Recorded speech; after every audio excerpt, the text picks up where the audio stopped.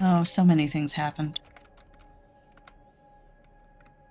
Having such a wonderful time. Mm-hmm. Hylas escaped the torture dungeon. Yes. Yup. Hmm. There He was threatened Lloyd. Yeah, he threatened Lloyd.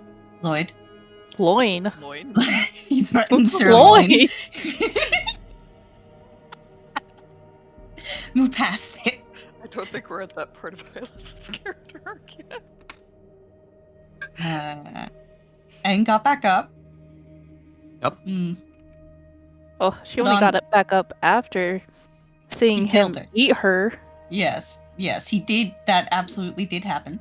He did, when running from Hylas, scoop up Aang's innards and eat them. Like he was bobbing for apples. Yeah. He was also chugging mason jars full of blood. Mhm. We saw Barnaby Biggs and a doppelganger. And Bastard Bell. And Bastard Bell.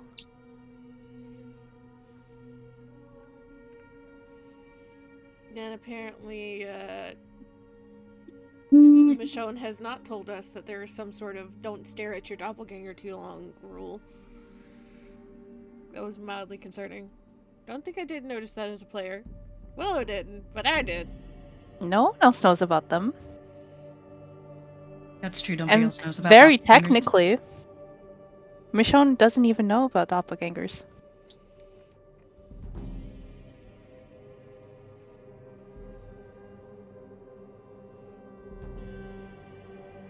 Let's see. We were informed by, I think it was a nun who found out Hylas was at a place called the Crooks. Mm-hmm. Crooks, yes. Crook. Crooks.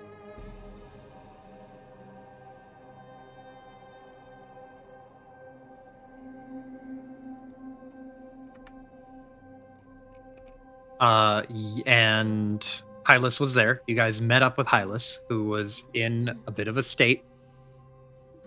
Walk it off. It's fine. You guys elected to. So Hylas said, like, go get Aang, basically. So you guys went to go get Aang and left Hylas behind so he could recover. And I think you left Abigail with him? Yes, we did. Yep. Abigail, Okay. Hylas, and one of the barkeep owners. Yeah, it was either, I don't remember who, but it was either Kima or Kendra. Mm-hmm. Kima, that's both of them. Kima and Kendra. Or wait, no. Oh, no, Kendra. one of them stayed and the other went to... Yeah, one stayed, the other one is leading the group, helping lead the group. And then we also sent a messenger to go collect the boys. Yes, so Kima is the guy who stayed behind, and Kenda is the one leading you to where you need to go. And then you sent a messenger who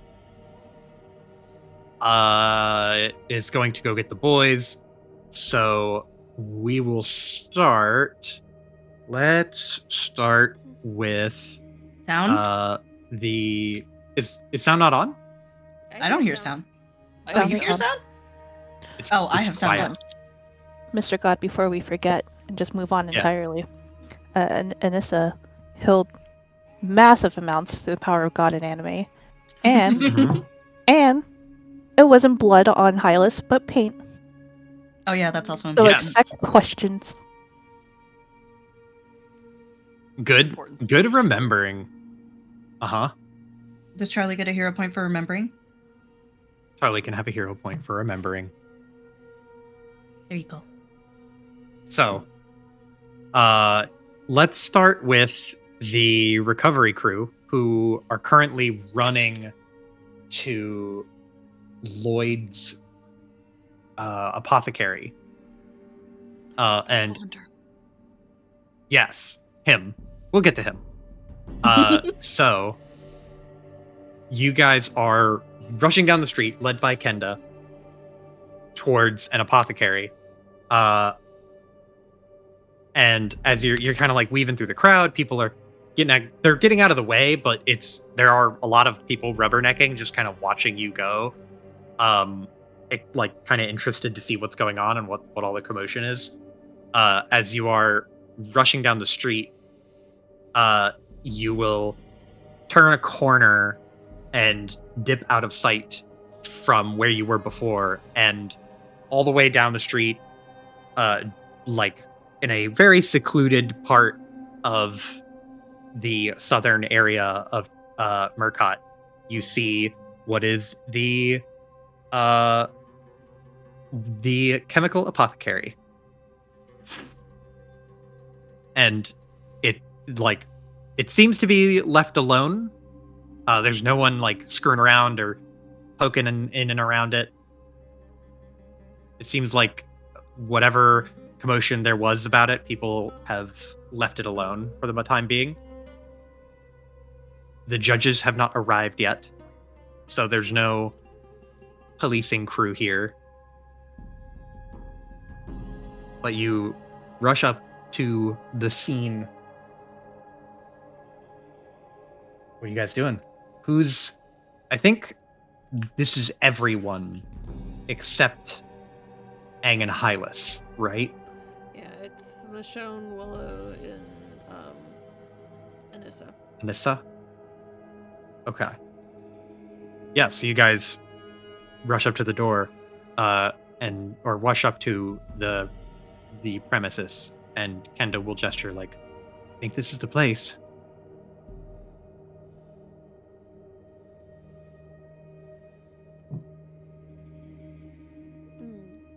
We'll just kind of look around with the others for a moment, and we'll take out and prime her gun.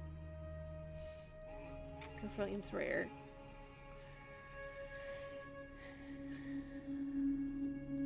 And she'll just like step up to the front door, because the front door is closed currently, right? Yes, it's currently closed. And she will press her ear to the door and listen, see if she can hear anything. No, it's quiet. No noise. And she will nod, and Michonne has made it known that he has rogue talent, correct?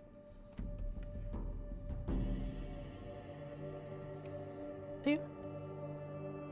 I'm sorry, I didn't hear you. Has he? I don't know. That's You know why I'm he's asking. beautiful and very flexy. He's a flexible dancer with a dagger. And he did say Pierre trained him, and Pierre is a ruffian rogue. That is true. True.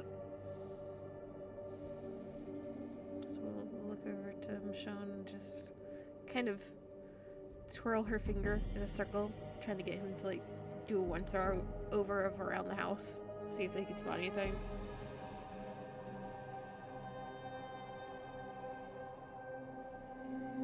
Sorry, wait. You're going up to the window to see, like, poke your head in and see if you can see anything? Me? No. I was No. saying Oh. I was trying to get Michonne to look around the house, do a perimeter, because Michonne is going to be better at sneaking, Gotcha. theoretically. Michonne? Yeah. Michonne will do that. Okay. You can go around the outside perimeter of the building. It's not super big, so it'll take you like maybe a minute to go all the way around the outside premises and just casually looking. But as you're kind of running around to the backside, you notice the very small, dirty window that is indicating there is a basement. If you want to try and like press your nose to it and look further, you can. But if you run past it, you would see something else. Are you gonna stick your nose up to the tiny window? Yeah. Okay. So roll me a perception check.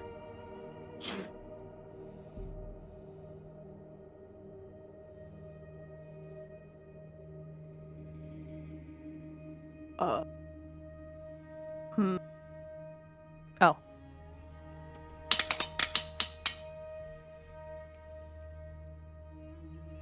$23. Okay. So this window is incredibly dirty. So seeing much through it, you're not going to be able to see too much through it, but you're able to make out like some pieces of furniture. You can see like a ladder and maybe what is part of a chair. And then this big cylindrical thing. This big cylindrical thing that is probably made of glass, you think, because it has a strange reflective quality that you can tell through the murky window. That's about all you can see from that window. Is he able to open the window from here? No, the window does not open.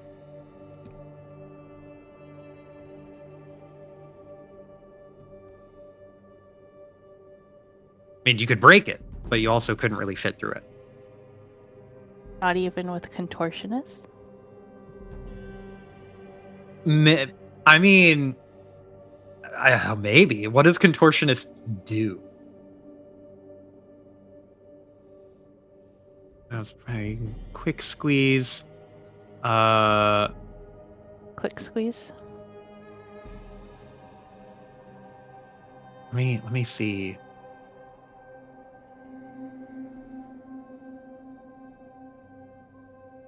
Okay.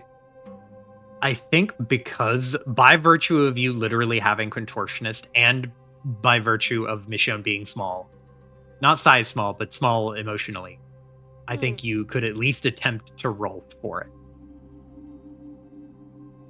If you break the window, you can squeeze through. Or you could try to squeeze through. I will hold off on breaking the window and just report back to Willow. So that was a ladder? A part of the Yes, chair? you see. Yes. And and a cylindrical glass thing that is quite tall. Did you go around the full perimeter of the house? Yeah, or we'll just to the continue window? the sweep. Cool. So continuing the sweep as you run around to the back side of the house, you can see that there is a window on the back that looks like an office or bedroom window, and it has been broken outwards. So someone from inside the building broke out of that window and has run off, presumably.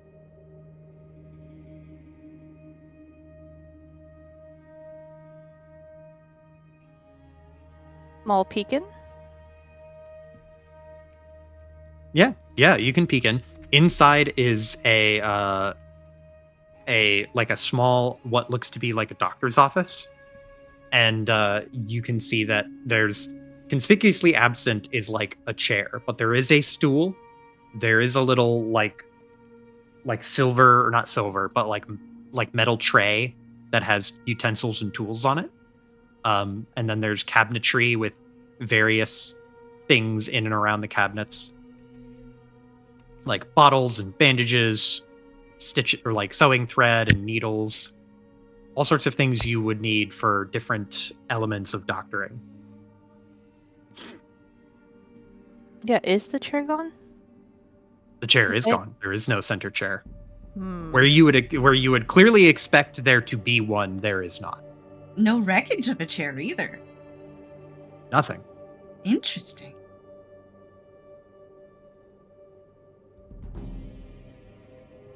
Okay, now we go report back to Willow.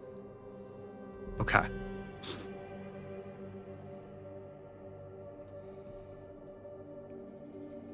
So Michonne tells Willow all of that. Mm-hmm. She'll test the doorknob. Is the door locked? It is not locked. It opens up just at the twist of the knob. She'll open the door, and when she's sure nothing is about to jump around the corner and stab her for opening the door, she'll slowly walk in. As you push your way in through the door, it just kind of gives you that really classic, like, wooden creak as it swings open. And inside you see a library of bottles and chemicals and elixirs and mutagens, all sorts of concoctions littered on the shelves. Some dried ingredients, and like all of these things are presumably on sale or purchasable with a service of some kind. If you needed to create something, you would presumably be able to pay to have it made here. And then there is a counter on the back, towards the back side of the room, a counter with a cash register. And behind the counter, you can see there is a doorway. No door, there is just a doorway. And you can see that there's like a hallway that would continue past that area. I imagine this location probably has a lot of interest to Willow by virtue of just how many like things you can see along the walls and shelves. Yeah, she wants to poke around, but she is also smart enough, I think, to do a sweep of the place before she starts poking around. Okay. Go ahead and roll me a perception check. This will be pretty easy to do a sweep.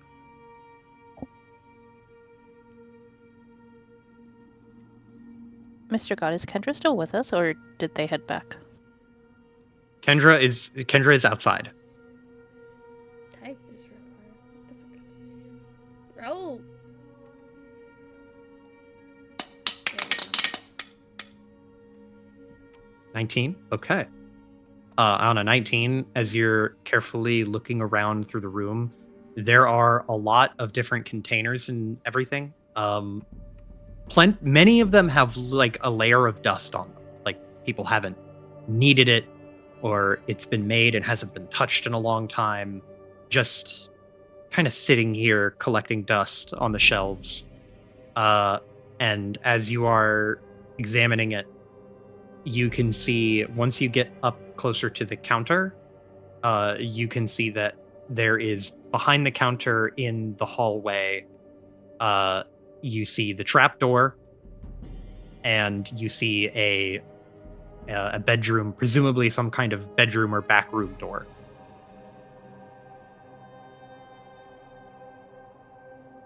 She'll check the back room before she goes to the, you said trapdoor, right?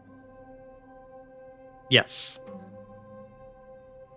So there's, as you kind of walk into the hallway and look at the back room, you can see that down the hallway there is a secondary room that does not have a door.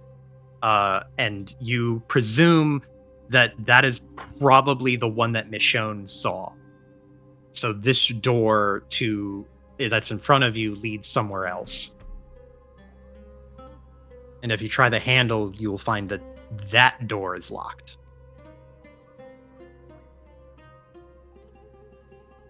She'll just wait to catch Michonne's eye and just kind of like nod to the handle, give it a little jiggle.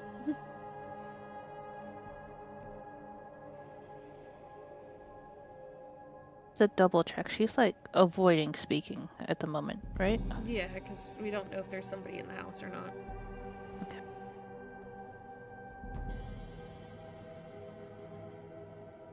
Mr. God, can I break in? Yeah, roll me your thievery check.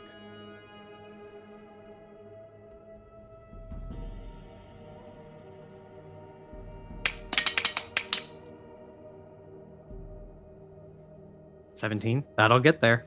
As you carefully maneuver the lockpick into the handle, it takes you a second, but you can jimmy it out, and you get a satisfying pop click as the door unlocks.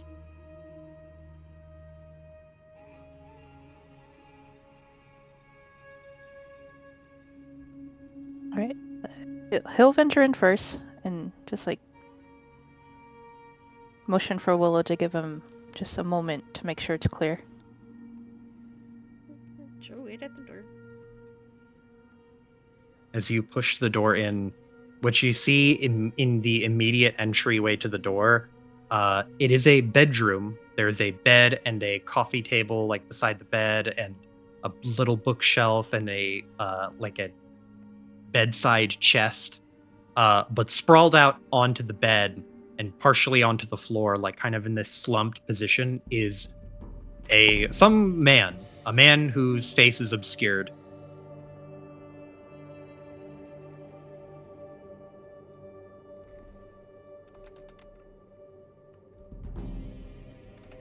Is he okay? You don't have to roll me a medicine check to see that the way that he is sprawled out, like partially on the bed and partially on the floor, he's probably not conscious. He's just sleeping, guys. It's a bed after all.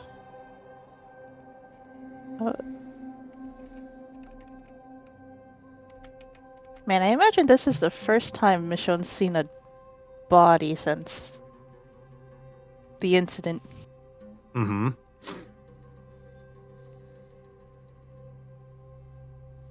How do you feel, Michonne?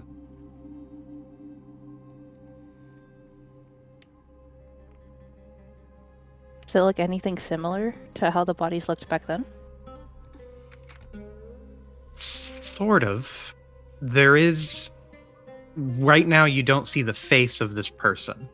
So there's a hint of anonymity to it where you are remembering like a body spilled over in a different way, similar position with the face obscured, and you can see like overlapping parallels. So it's not until you reveal the face, there will be like an element to it where you're just kind of like, you can see the overlap. The hazy image of one thing overlapped onto the hazy image of another. A personal experience overlapped onto this one that is more impersonal. Willow will see Michonne just instantly lock up. There's like almost a moment where little love slips from his fingers before he comes to again. And he'll step aside to give her view of the room. And take the first step towards the body. She, I imagine, like, starts to raise the flame sprayer as soon as he, like, locks up. And then when he steps aside, she kind of, like, cranes her neck to look in more and sees the body herself. She's like, there's a little arch of the brow. And a frown. You said he's unconscious or clearly dead? Either. He is either unconscious or he's dead.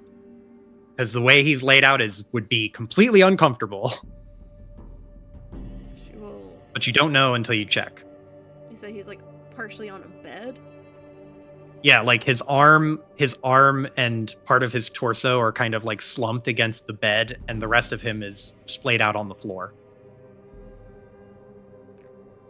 She will inch closer, as quietly as she can, and just reach out 2 fingers to his wrist to try and see if she can get a pulse.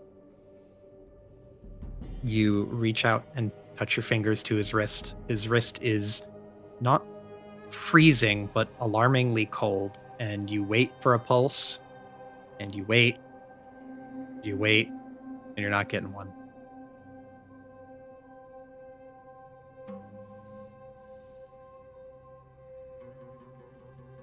Is he? Not sure. No pulse. That only rules out some things.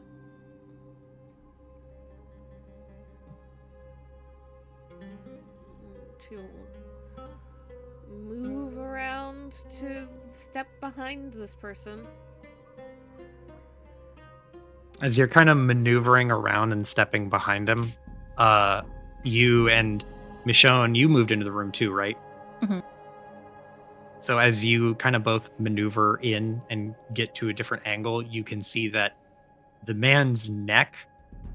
His collar was kind of obstructing it before, but you can see that the man's neck is mangled. It is bent in 2 different ways in which a neck should not be bent, like a twisted up pipe. And there are deep purple red bruises from the base of the neck to the jawline.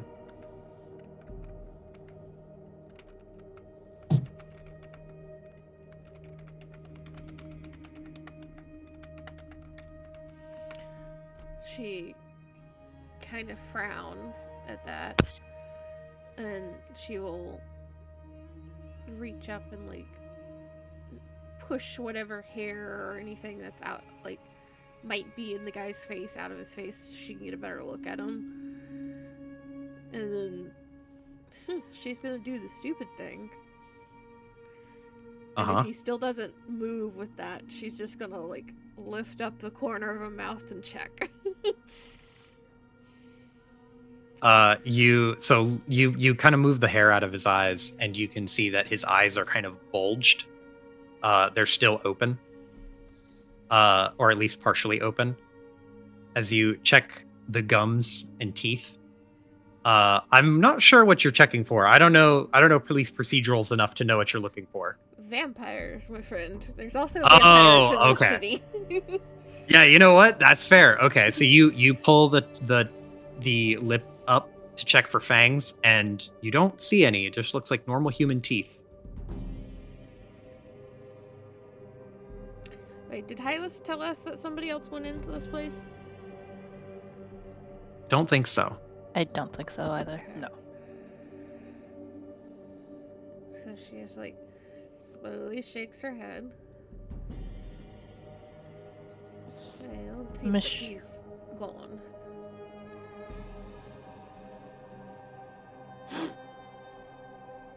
She's keeping her voice very low and quiet still. Mm-hmm.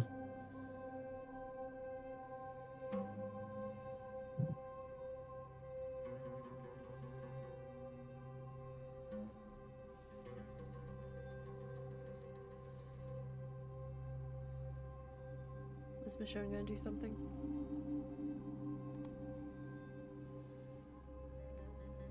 I think he turns to Anissa and... Do you recognize him? Is he the owner of the shop? Does she recognize him? No. No. He's probably not the owner of this place. He just seems like a random passerby, assuming that Anissa would know the owner of this place. Yeah, I don't think I've seen him before.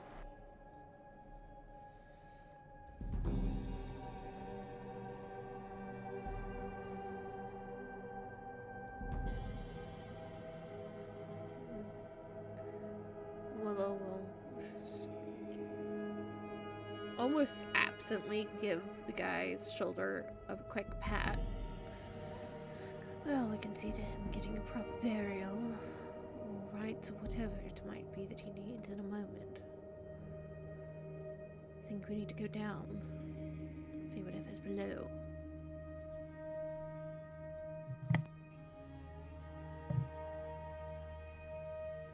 Do you remember the series of questions you asked me when we first met? She arches a brow. Vaguely, yes. And you remember where I came from last? Several places where things turned out rather poorly.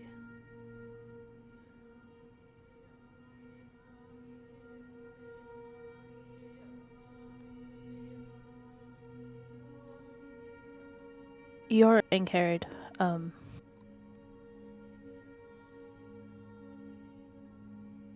I mean, I didn't think the last one was anything like that, but she was, and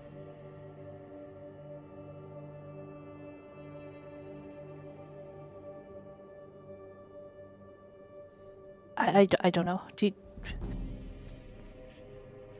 Willow just looks at him and tilts her head.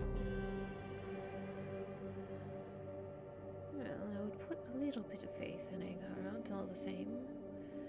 But if she does turn poorly, well, let's just say she made a bad decision to try and attack us in the city.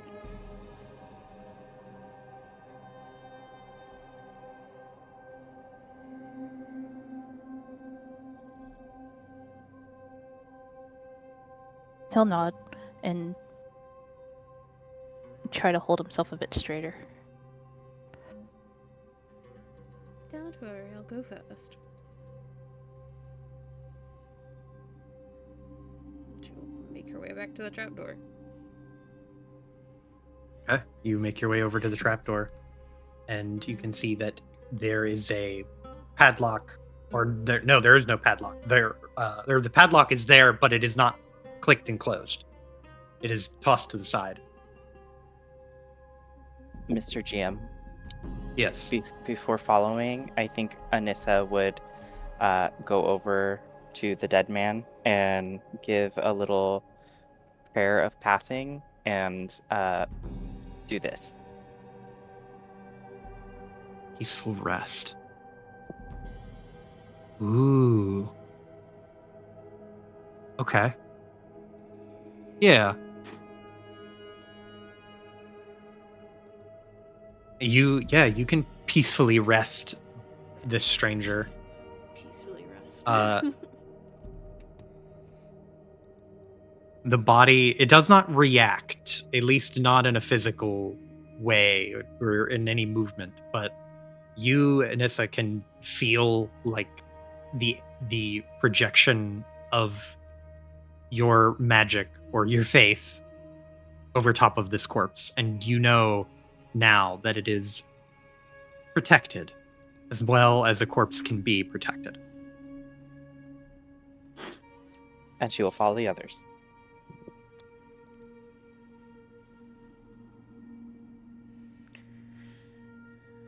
Okay. I mean, Who's going down the ladder first? Willow said she'd go first, and she'll just throw the trapdoor open, and I'm assuming it's like not a straight down ladder, but slightly sloped. Yeah, it's slightly angled.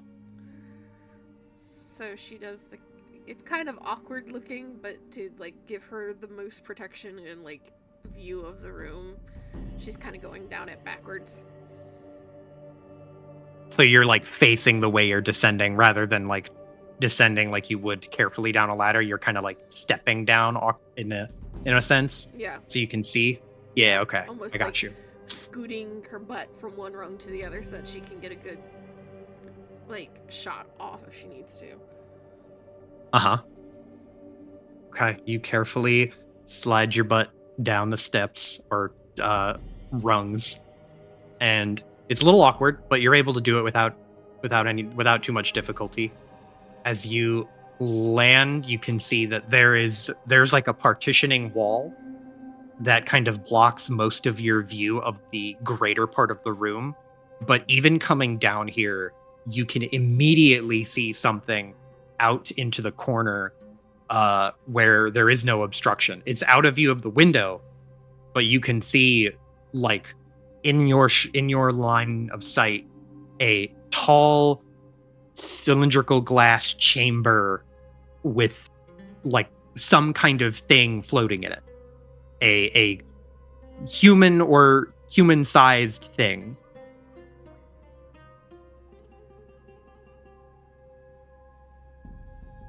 There's a little frown, but Willow doesn't react very strongly beyond that at first, and she like stares at it for a moment. She'll like lift her chin a little bit to call up the ladder. I don't think this basement's going to be very pleasant. If you scream, and she might want to stay up there.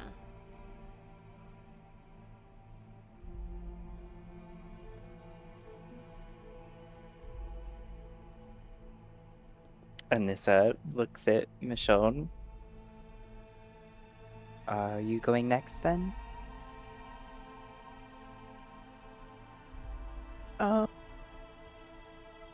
I think I'll look around up here.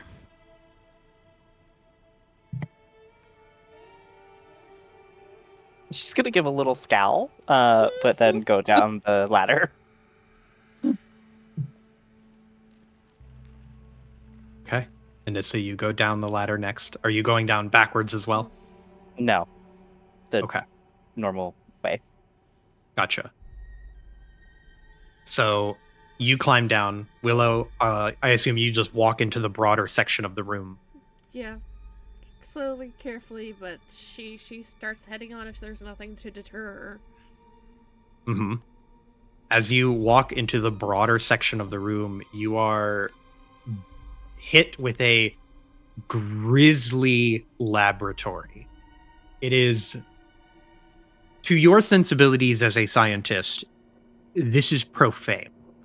It is the work of science gone wrong. You recognize it immediately. This is a laboratory. And the hallmarks of a laboratory are all here. The test tubes, the vials, the burners, measuring devices, careful metal tools. All of that is here. And all of it is used for some clearly deranged purpose. Some otherwise unknown and twisted goal. And there's an element of this that like hits you in that way. Like it kind of hits you where you live in like your in science, as well as just affecting your humanity, because the containers contain bodies, full-sized humanoid bodies, which upon closer inspection you can determine are all weirdlings in one way or another. I need you and Anissa to make me will saves as you round the corner and see this demented spectacle.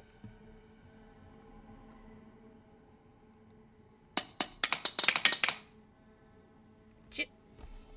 Oh, I'm hero pointing that. I don't accept Okay.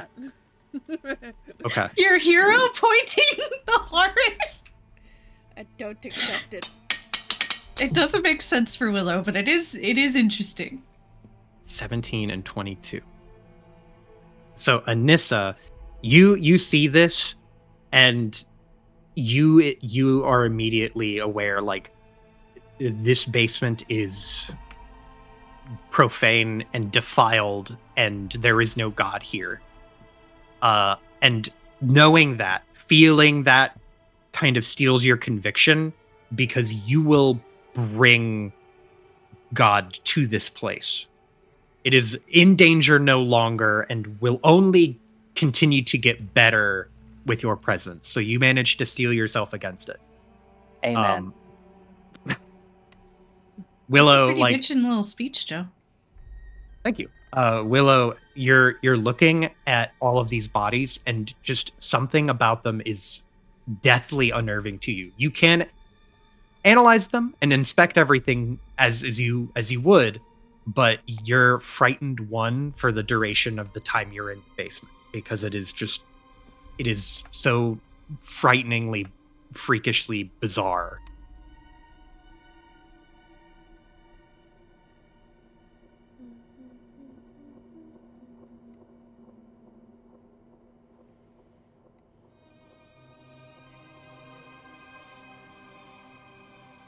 So what are you guys doing? A place for frightened one?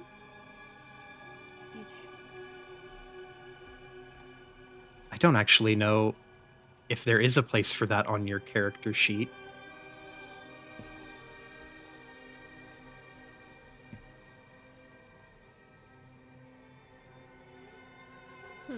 Okay. But she will,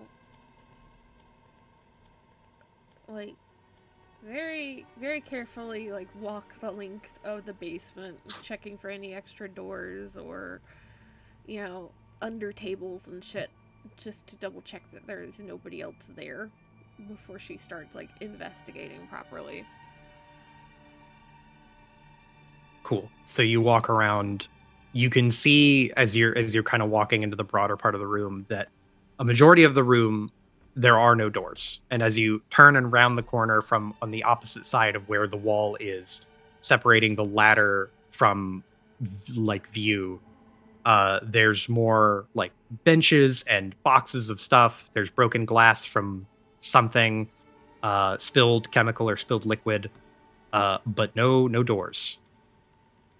And as you turn around to like head back to the room, like the center of the room, you can see straight ahead of you, past a chair that is bolted to the floor and a what appears to be like a medical reclining surgical chair.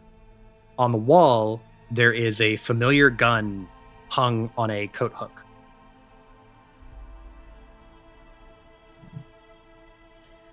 Yeah, when she does the round, she will approach the gun, stare at it for a moment, kind of glance around, stare at it again. If you start yelling at me as soon as I pick you up, I will just dunk you in water. And then she will pick it up. Pick it up, and there's no noise at first. It's perfectly silent. And for a second, you're almost convinced it's not going to make any noise. Until you hear, "Is it over?"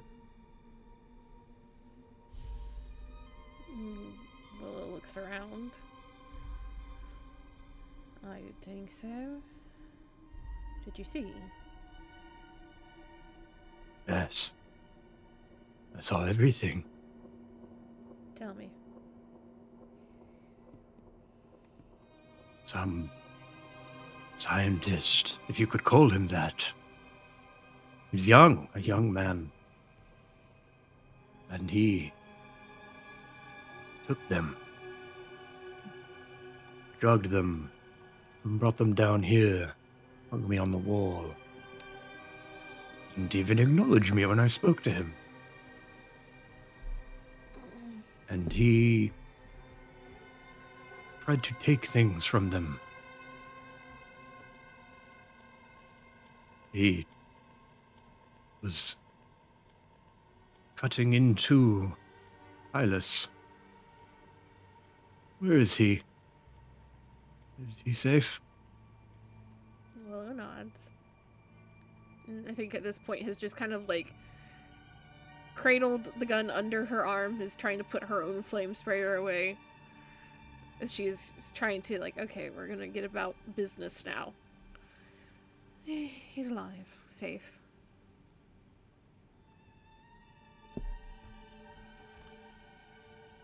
I saw him run, but that man gave chase. And the only one who came back was that scientist. Came back and he was panicking. I could see the look in his eyes. Wild. And he ate from her. The woman, Angharad, opened up like a leather bag on that table. And he ate what was inside. He drank pints of blood in those jars over there. He left some behind. He ate from her. Then he shed his coat, wiped his mouth, and left only a bag full of things. I don't know where he went. Didn't say anything. Just left. He said to Hylas he was not a monster.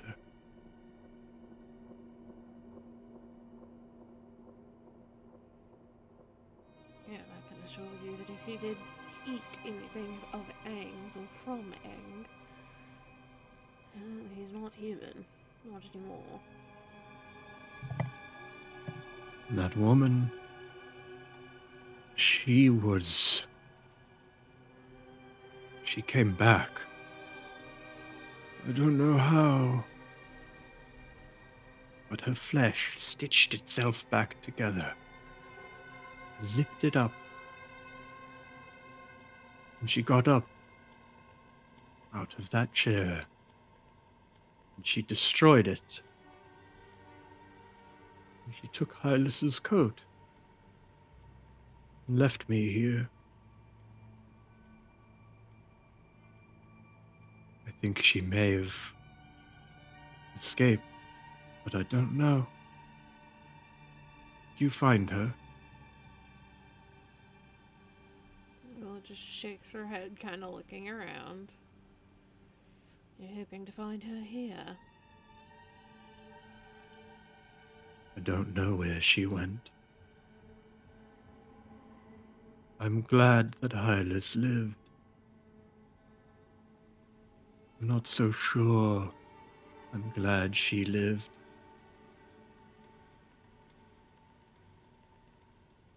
It was such a ghastly sight.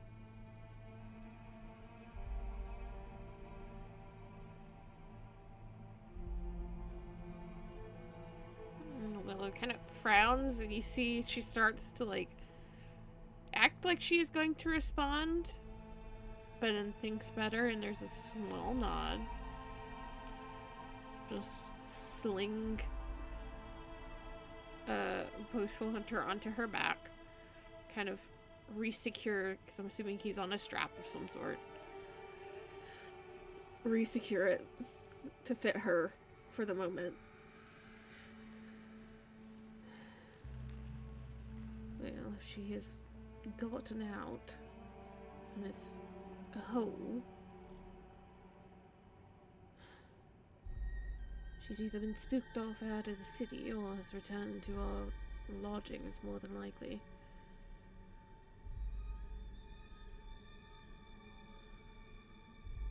She'll kind of, like, put her hands on her hips and look around and kind of catch sight of some of the, like, dissected people, and just a little shiver runs down her spine and a grimace. I suppose we should see what there is to know here. See to it this place is burned to the ground. Seems the only right thing to do. Yes. Burn it all down. And then take me to Hylas.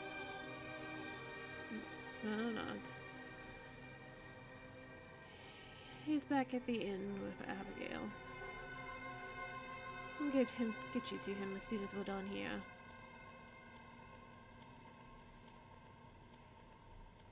He doesn't say anything, but you feel like what would equate to a contented sigh.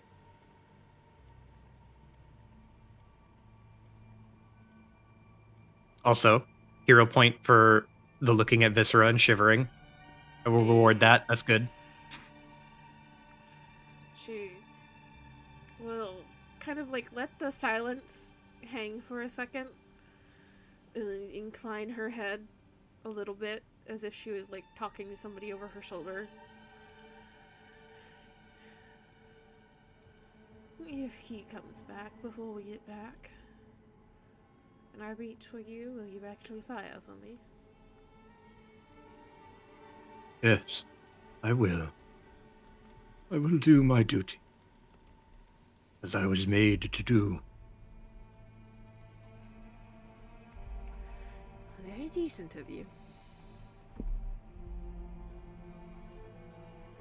I wish we could have spoken in better circumstances.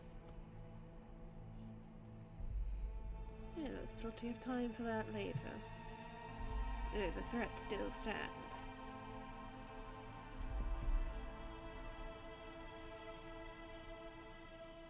There's no reply, but you get the sensation of like a nod.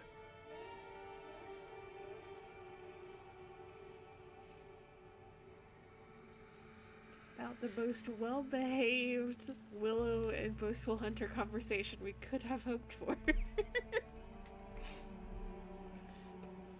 Yep. He doesn't have an ounce of sass in him at the moment. But Willow will try to collect any pages in writing and stuff that she can find for the moment. She can't really look into any of the jars and shit without, I imagine, the boys here, because they might be able to identify the blood a little bit easier than she can. Mm-hmm.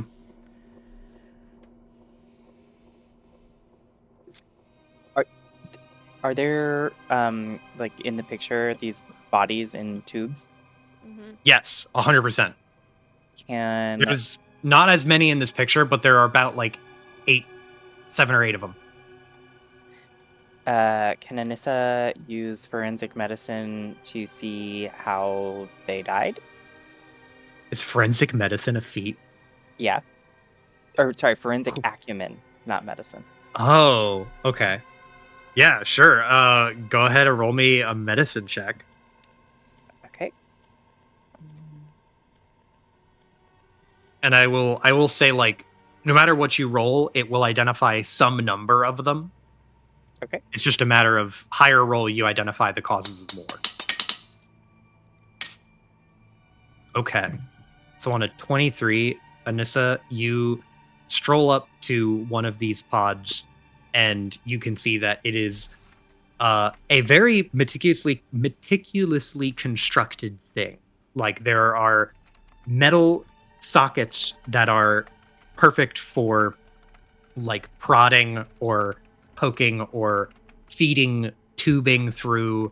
It is a very specific purpose that this was made for. And as you're looking at one of these corpses, you see that this person outwardly looks very human.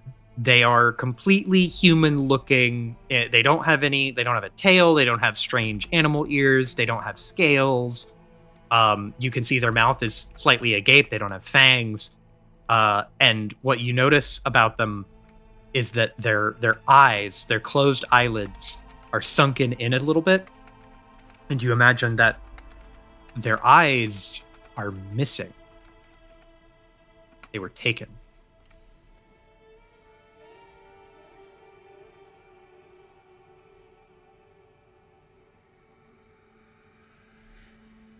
Do they look like someone that was on the wall? From the time that you recently went to look at the wall, yeah, there's a dark-haired woman who was on the wall, and in the missing poster, she was depicted with cat-like eyes. Mm. Mm.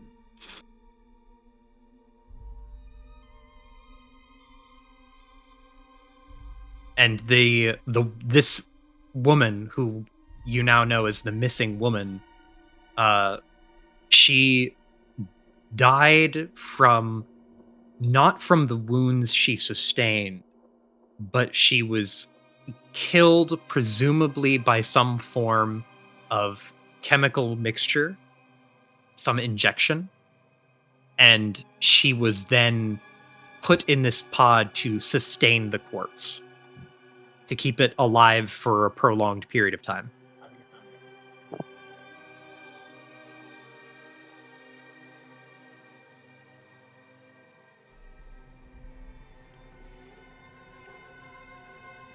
Okay, that confirms what she thought. She's gonna give a sign of the cross and say a little prayer for all of these poor bodies. Mm-hmm. And casually looking at the rest, you can see that they're all, in some way, you could probably identify all of the missing people here. And some of them are in a worse state of decay than others. Like, they've been in the pod longer, and the chemical mixture that they're swimming in can only stave off death for so long. So the ones who had gone missing many weeks ago, many months ago, have started to like dissolve and break down. Even bone tissue turning into like a slimy putty and mixing in with the chemical. But there are not enough here to constitute everybody that was on the wall. Right? All the recent ones are here, but there are probably what you would probably imagine is that all of the most recent missing weirdlings, they are all here and accounted for. The ones who were missing, some of them way in the past, they probably would have dissolved and been dumped. And you could definitely see someone replacing them at some point. Gotcha. This doesn't account for every missing weirdling who's ever gone missing in the city, but it accounts for a certainly a number of them. Imagine as well it was like stacking notes and papers and stuff and like putting vials and jars of stuff in like cases so that she can like take it out of this room to like examine it. She's just kind of like muttering under her breath about the whole thing being bullshit and like in this city for 2 days, and we were just going shopping and looking for other people, and we find a serial killer that nobody could find for months. Just look in basements, apparently.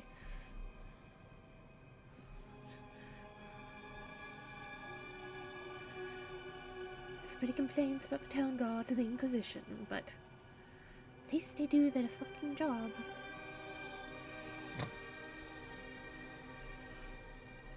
Anissa just kind of nods silently, like, yeah, this is fucked.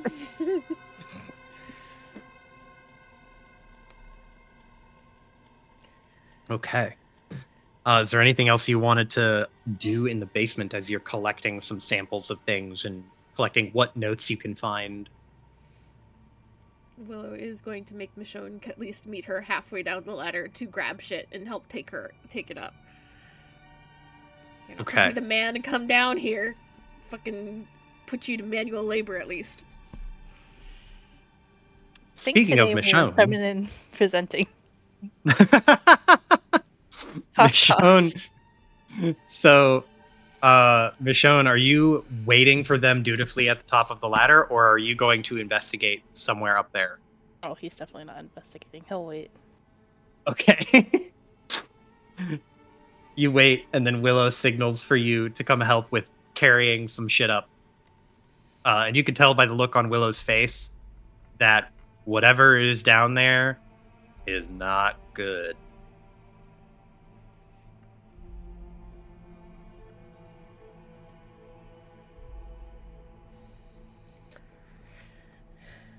You collect your samples, you ship them up and out of the basement, and get yourself away from that dark place.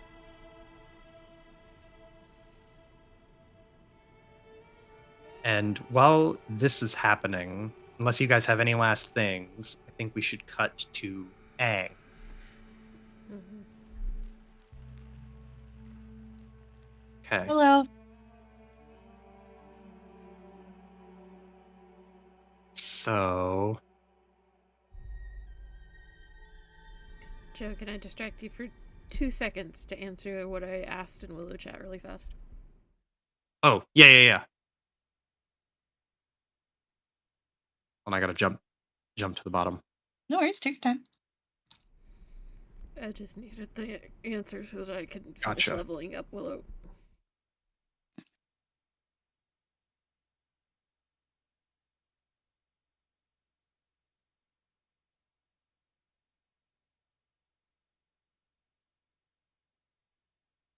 Okay. I need maybe this one.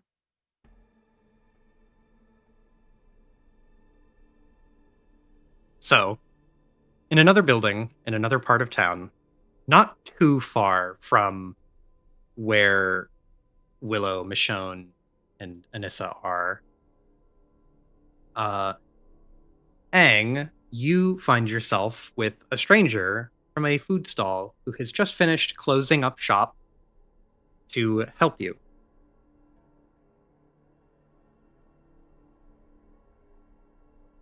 Indeed, I do.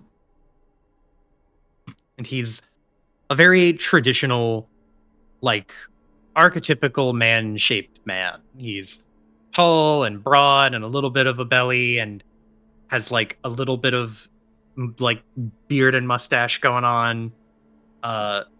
Short cut, very well manicured, like, coiffed hair. No wedding ring on his finger. Well, it's good to know he's single. Although, I mean, come on, he's a business owner. That's security right there.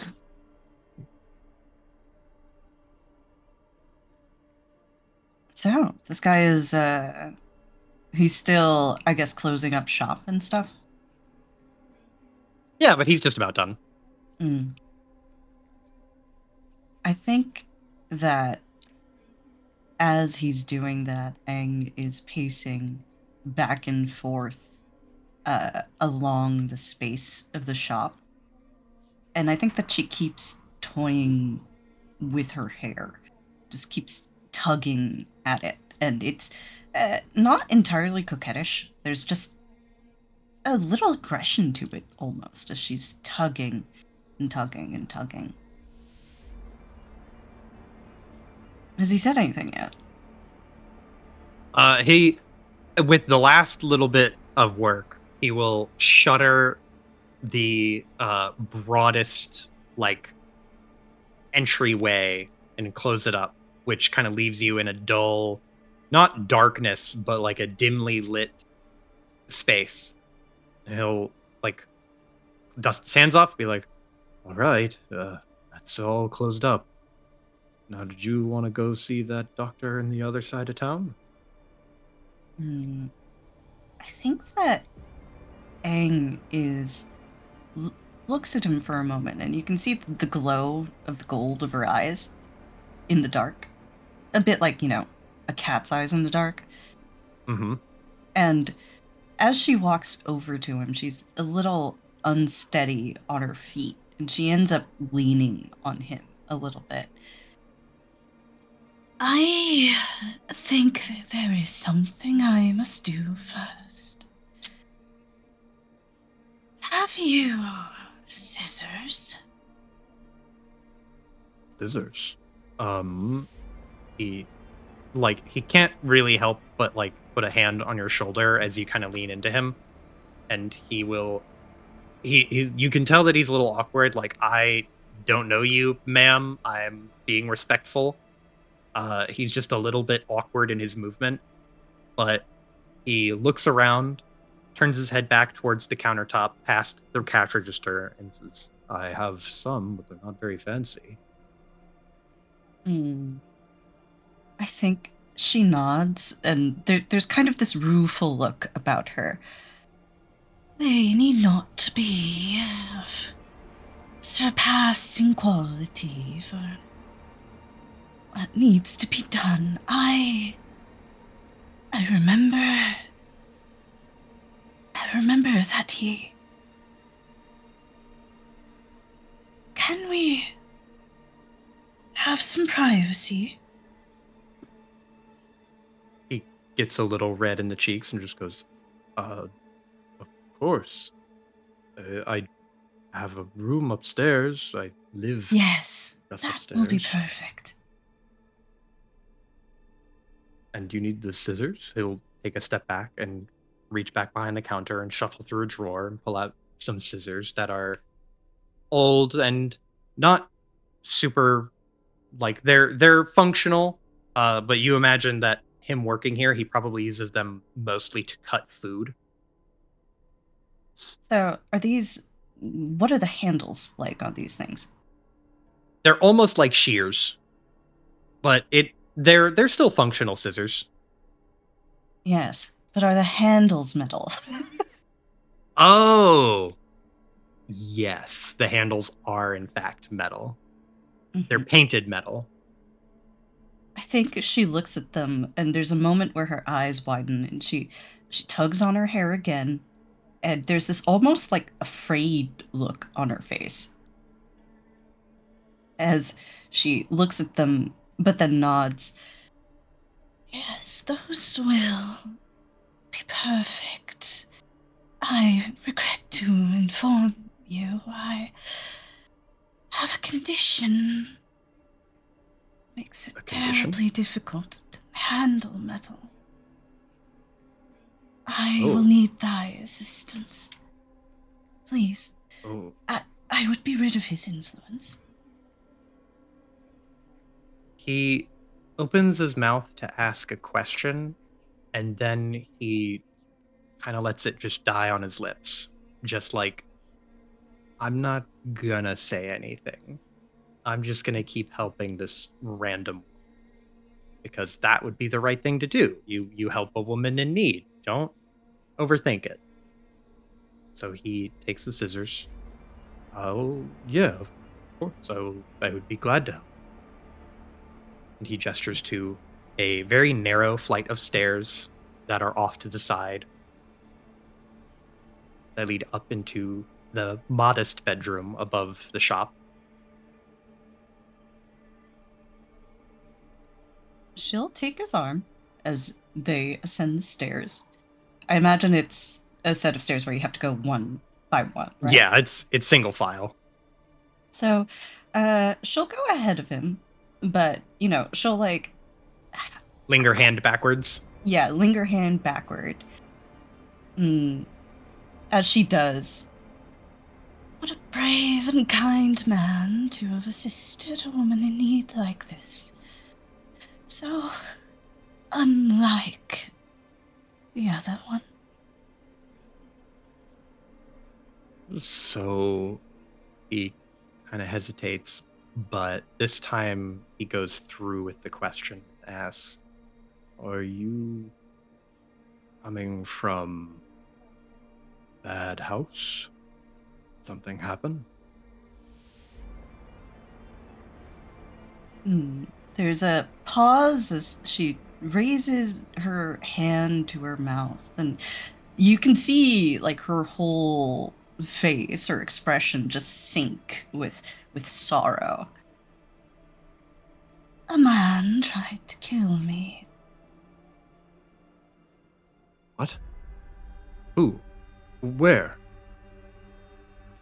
She will continue leading him upstairs with this just absolute sorrow again on her face, looking so much like a wounded animal, Mm-hmm. I know not where he has gone. To tell thee the truth, I would rather not think upon him at present.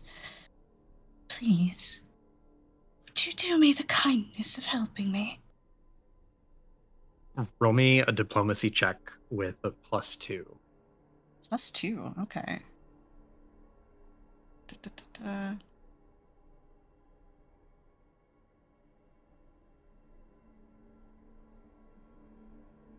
This is, we'll just add a 2 onto this. Ooh. 25! Yeah, that's more than enough to crit. So this dude is now at this point, you are an attacked, battered woman who is in need and has come to him and not fawning over him, but giving him enough of the attention to feed his ego a little bit. And he's all in. You have him right now. You have all of his attention wrapped around your little pinky. He will do whatever you say to help this poor battered woman recover and do whatever she needs. I think she's going to tug him upstairs and she's going to sit on the first thing that she sees. And are there any mirrors in this room? There's a simple shaving mirror. Simple shaving mirror. Okay. It's not like going to got a sit little by the cup, mirror. like a wooden cup with a razor in it. Or a wooden cup holder with a single cup, like a tin cup and a razor in it. She's not going to sit by the mirror, I think. But she is going to sit. And is there a blanket like on the bed, I imagine? Yeah, so the bed is like one of the only places to sit. There's a single chair off to the side near a desk. And then there's the bed, which has, of course, a pretty sizable comforter on it. It's more like plush than you would have expected for such a modest little area, but he's got a plush bed. She'll sit on the bed. And she will turn her back toward him while she's sitting on the bed. And she'll wrap the blanket around herself, you know, as if to catch the fallen hair. Take that moment of consideration, you know? Uh-huh. And she will like gesture for him to come closer with the scissors. He dutifully takes a step forward, and like as you grab his blanket from his bed and just wrap it around yourself, you can see him have this moment where he's like, should I stop you? I don't want to stop you. And he questions it, but then he just lets you go with it. And as you wrap it around yourself and kind of cushion your hair on the outside of it, he steps forward with the scissors, and you're not looking at him, but he kind of shrugs and goes, you want me to cut your hair? I think she is trembling a little bit, like she's shaking. She nods. Yes, all of it. All of it gone. All of it? All of it.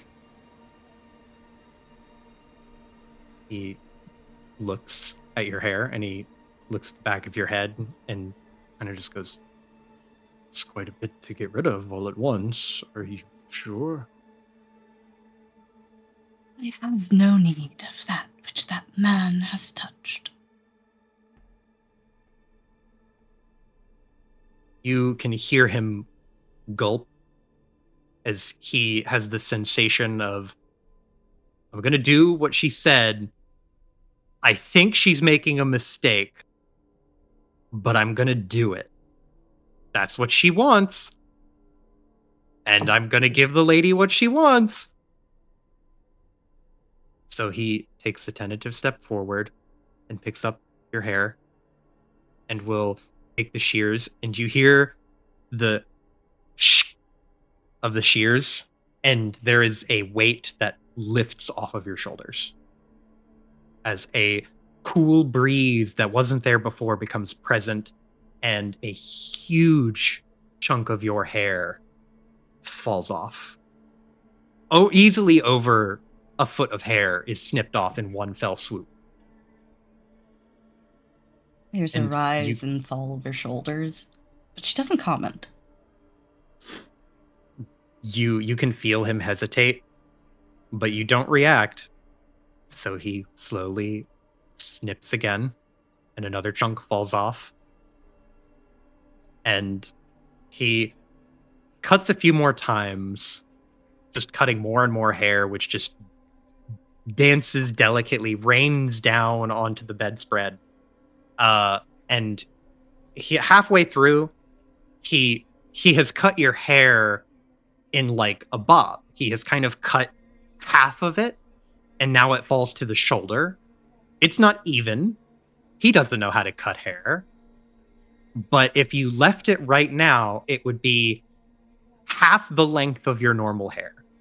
And he kind of looks at it and just goes, I'm sorry, I'm not much of a barber. And you're sure about this?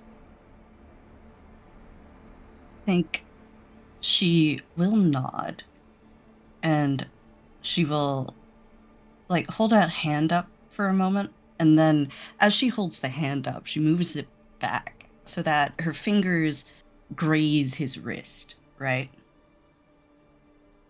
Uh-huh. And then she will turn to him. She's got those big eyes going, half terrified, half hopeful.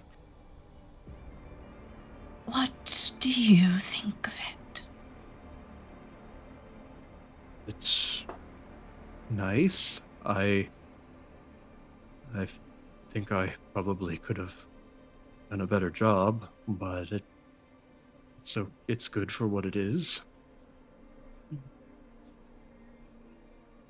And she will, still like touching his wrist, I think she's going to like close her hands around it, right? Mm-hmm. And she holds her, like the scissors, kind of against herself. Not to the skin, but close. Yep. And she, like, holds it, I would say, like, eye level, cheek level, maybe. Uh-huh. And she, like, kind of gently pulls him down with the scissors as well. Well, with his wrist. Yeah. He'll bend down. If I were to cut it this short, would I still be beautiful to you?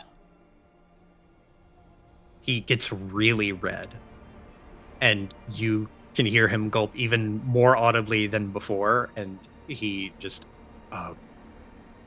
Yes, of course. I think her hand rises up to where, like, she's almost cupping his cheek, you know? Runs Mhm. her thumb along his cheekbone. And then I think things happen very quickly. Because I think Uh-huh. she covers his mouth with her hand, and she drives the scissors into his own neck. Oh, okay.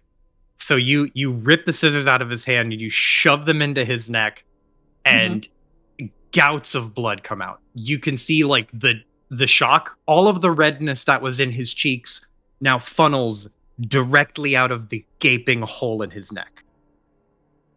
And he goes from a haphazardly embarrassed shopkeeper to a dying dreg of a man in moments. He is shocked and confused and betrayed all at once, and then he is gone. His eyes roll back. Too much blood comes out too quickly, and he slips into unconsciousness and soon death. I think that she looks down at him and then just kind of shakes her head. Trick question. Then she sets the scissors down, which I imagine she's holding with, like, well, it was in his hand, so. Yep. They're set down now. If there's a door, she'll close it, make sure it's locked, Uh-huh. and then she's gonna go back and she's gonna start eating him. How? You know, I had the feeling you would ask that, Joe.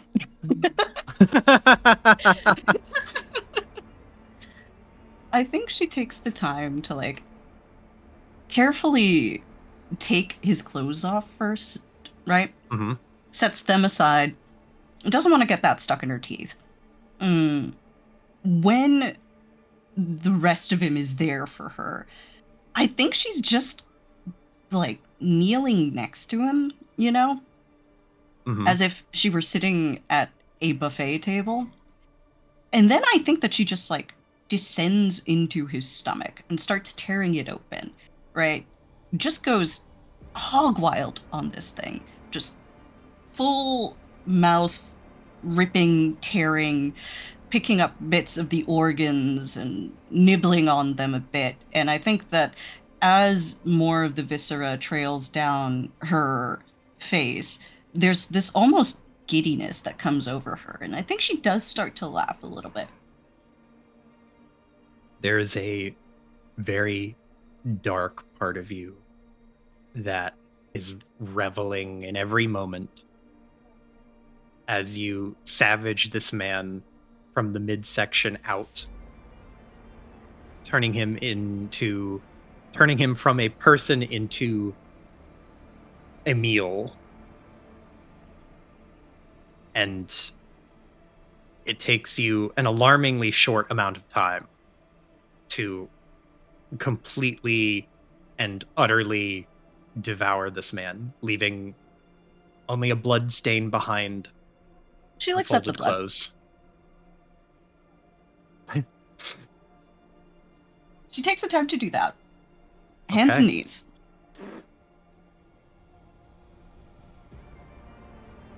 There's not but a slight staining of the wood floor that you would only notice if you walked up here, and the folded clothes. Then I think she takes the folded clothes, walks to the mirror, and her hair is still like bob short, right? Yes, it is. I think she'll start cutting it even shorter with cloth wrapped around the base of the scissors. Like, just short.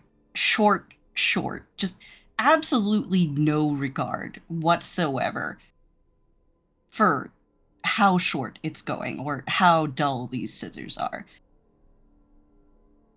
There are a couple times where you snip and it doesn't quite cut all the hair, so you pull the hair tighter and snip again harder, and you have this jagged, shortened cut over and over again, grabbing stray like bits of hair, clumping it together and snipping it off.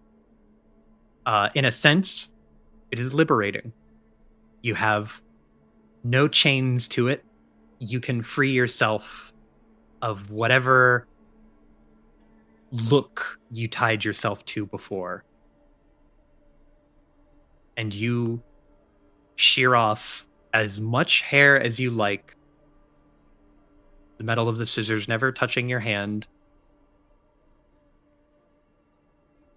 and all of the silver white hair just dances to the floor, collects on the ground, collects on the bed. I think once it's good and short, she picks up the broom, sweeps up all the hair, and like dumps all the hair from the blanket as best she can into the basket as well. And then I think she starts eating it. Just picks it up and starts eating it like it's cotton candy. Takes so eating a bite out of the hair out of the basket? Yeah, eating the hair out of the basket like cotton candy out of a container. Mm-hmm. It is stringy and unappetizing. But you've ate worse. She's eaten much, much worse than this, and she's just eating it up and seems to have a bit of a ugh reaction, but she makes do. She doesn't stop until all of it is gone. Does this man have other clothes? He does. He has a whole closet full of clothes. I think she will take a shirt, tie that up, use that to bind herself, and then she'll put the men's clothes on over it. Okay. You tidy yourself up in new, baggy, but not super alarmingly baggy. You could still blend into a crowd. New clothes, new boots. You could have a hat if you want. Yeah, she'll take the hat. And you have your new look, your new fit. It's very drippy. Yep. I think she goes over to where the stain is on the wood, and she just looks at it for a little bit, and her eyes bulge a bit. There's a few warring thoughts in her head, but then her jaw clenches, and she turns and she almost saunters over to the window. Is there anybody outside right now? Is the coast clear? If you're looking out the second story window, you can see that there are a smattering of people kind of just milling about, but the coast is mostly clear. When nobody is watching, she's just gonna, pop out the window and head right back onto the trail. I have a I question. think she'll take the scissors, though. Take the scissors? Okay. Mhm. Are you taking Hylas's coat? Oh, man. Yeah, she'll take Hylas's coat. And Okay. I think that as she puts it on, she rubs her face against, the collar of it a little bit. Smear off any last vestige of blood, Mm-hmm. which is nigh invisible against the dark leather of the coat. And you crack the window once the coast is clear.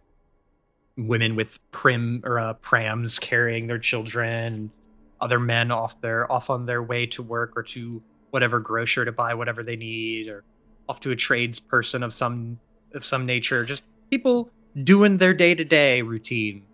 And once the coast is clear, you crack the window and slip out and jump down from the second story window and plop onto the ground. Make me an acrobatics check. It's not a crazy fall. But Where on were a these 26, dice rolls a few sessions ago? They abandoned you until this moment. So on a 26, you slip out the window, lower yourself down just a little bit, and then cat fall out and do a quick roll and right yourself, pop right back up, stick your hands in your pockets, and stroll away. She's humming to herself. Maybe even softly singing as she walks down the street following the trail. You follow the trail you picked up last session, and it leads you in a familiar direction. As you are following it back the way you came. Where is Murcott? So as you are following it, you pass a couple of buildings that you recognize. You start to see a familiar area like, aha, we checked this area. We checked those basements. We talked to these people, or at least some of the people who live here. You're getting a familiar sense of where you are, and this trail just keeps going. Passes the front gate and keeps going to the north. And as you walk further up the city, it splits off into a very rusty, ramshackle-looking inn.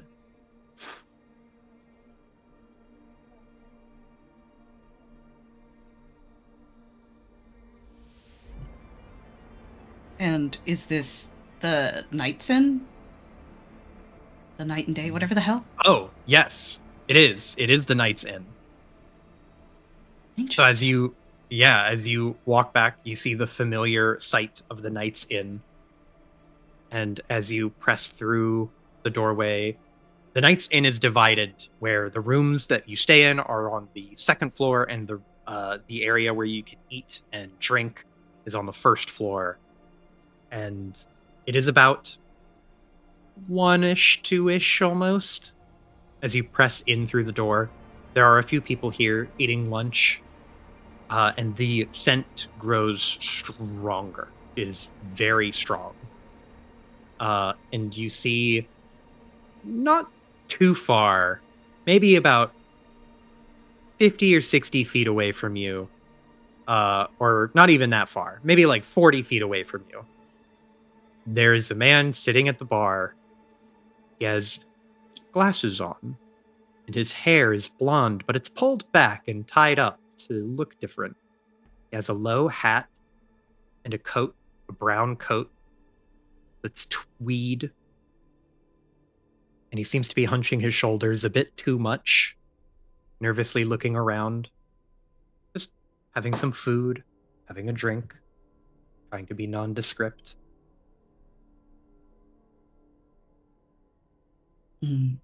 I think he's that right there.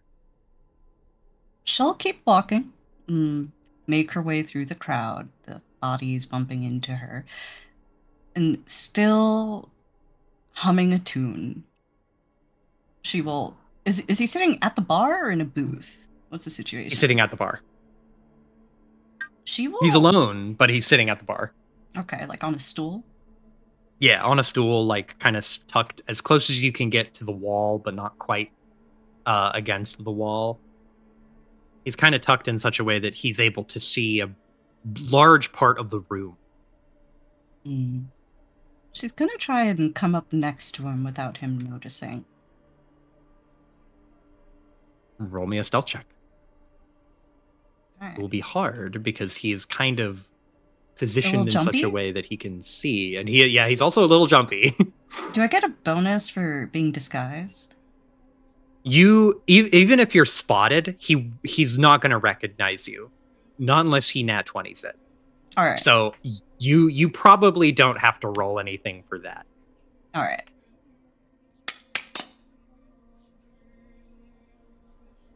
See, it's stealth. It's stealth. It's really stealth. The dice said rogue? Just get out of here. I mean, do you have a hero point? Do you want to use a hero point? I have 2 hero points. Do I want to use one here? Yeah, I'll use one here. Okay.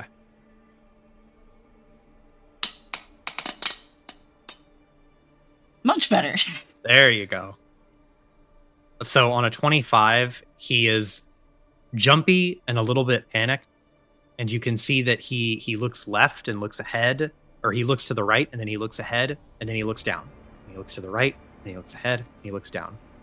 And each time he's kind of set in this little circle that he's scanning in, and he looks down at his plate that's like not untouched, but very scarcely touched food. And he's kind of drumming his or thumping his leg on the stool. And as he's going through that little cycle of right, up, down, you manage to slip out of the corner of his vision when he's looking up, and then step closer as he's looking down, and you can plop into a seat right before he sees you. He'll notice when you sit down, but not until you're right next to him. She sits down next to him. She's still, humming. But then she, leans over and drapes an arm around him, Okay. And just smiles at him. And looks him straight in the eye. I thought I had lost you. What a relief to find you again. When you throw your arm over his shoulders, he immediately tenses up and you can see the panic in his whole body, who is this stranger touching me? And then you look at him and speak to him, and he looks at you, and you see the recognition dawn in his eyes. And this close to him, you can tell that the glasses he's wearing, they're not prescription glasses, they're fake glasses. they're just kind of bent metal frames around glass. And he recognizes you, and there is a moment of like a dawning of information. All at once he is hit with like, I know who you are. Wait, that means you're, and then did you, and just so many thoughts are racing through his head. He is stunned, like perfectly stunned. Can't think of anything to say. His mouth just opens and he stares at you agape. I think she's staring at him very intensely. And while the curve of her mouth looks friendly to the casual observer, and even the gaze itself might look friendly, to him there's that intense predatory disgust behind the eyes. As she once again just runs her hand along his face and then puts two fingers to his mouth as if she's shushing him, as if they're very, very close, like you would shush a lover, right? And then she smiles at him. You and I have a deal to discuss, don't we?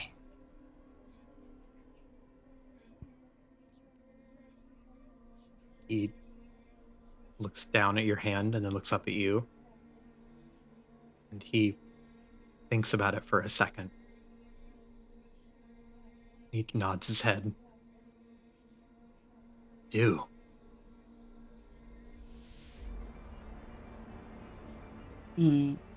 She'll nod. She'll reach over. What is his food? What has he got? He has a simple, like, pork chop and veggies. Nothing fancy. Picks up the pork chop and bites into it, maintaining eye contact. Well, hast thou already paid for thy repast?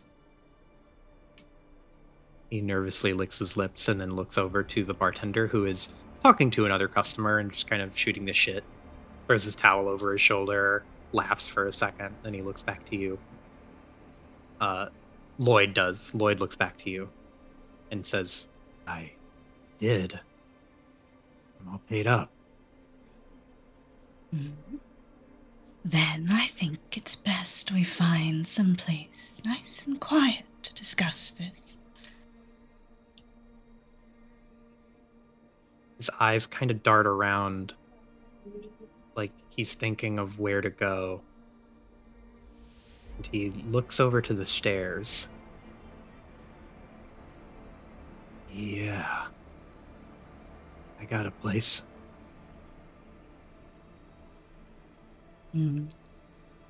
She'll nod, and she'll loop one arm around his.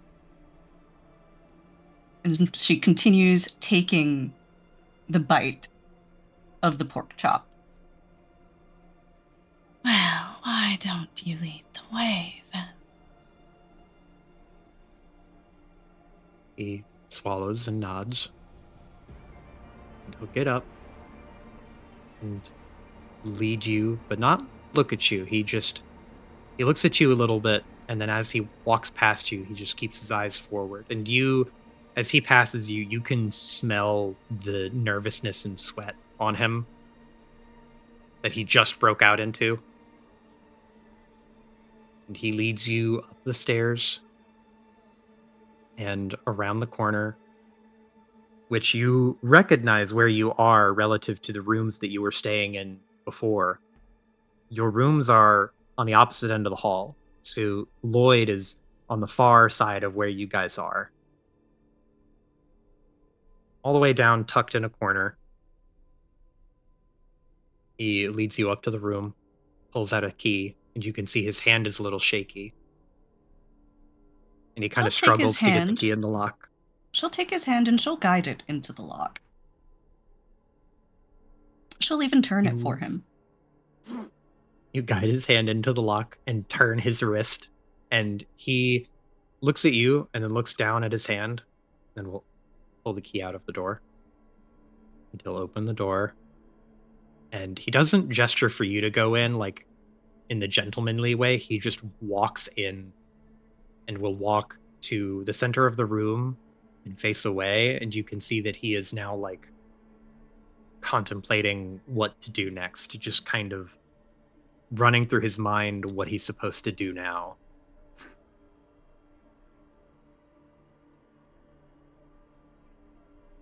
I think she takes the time to close the door and then makes sure it's good and locked. I assume there's a bed in this room, right? There is. I think she'll walk over to it and she'll pick up the blanket and she'll use it to like muffle the threshold, you know? Uh-huh. And then she'll just sit on the bed staring at him. And she'll just smile and wait. He's staring. He can see you out of the corner of his eye, and you can see his face. You can see his eyes as he is struggling to not make eye contact. And he just like clenches his fist and then lets go, and then clenches his fists and then lets go. And he slowly starts to smile. A kind of bent, nervous smile. You really are immortal. She'll nod. There are some complications, but they are not worth discussing at present.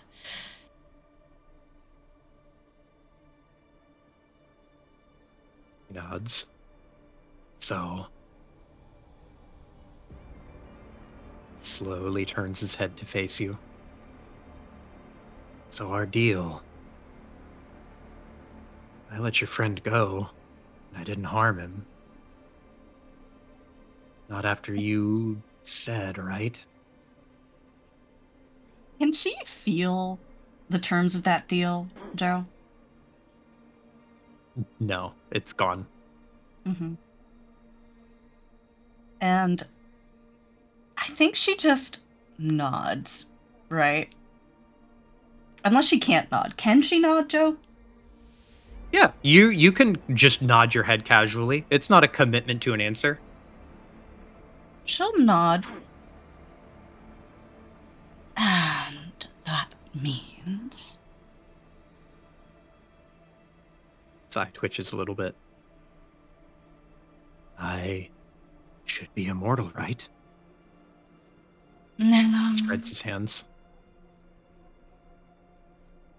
It does not transfer in the way that you think. But if thou dost wish to continue thy experimentations, it does mean, well... And then she pauses and looks at him. And I think that as she does this, she like leans in a little bit so that like the light catches her eyes. Tell me honestly, Lloyd, wouldst thou like to kill me again? He kind of squints his eyes at the question, not sure if this is a test or not. I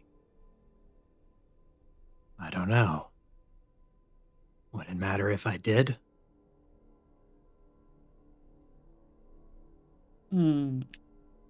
I think she will nod. The answer does matter to me.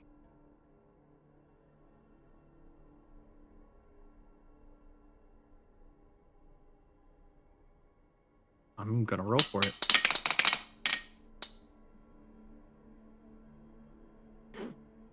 Thinks about it for a second. He bites his lip and then closes his eyes, and then he looks back to you, and he doesn't say it, but he nods up and down. Yes. Can't go back to my place, though. Now, I am imagine my compatriots will be there shortly. We'll need to go to another place. The woods, perhaps.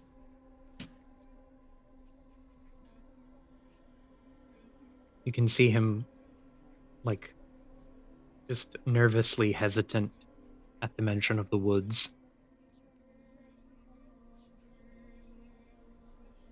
If we leave now, we might be able to get there before sundown.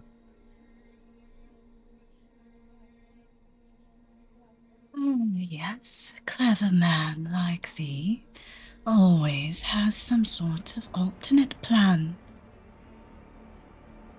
I knew that there was something brewing.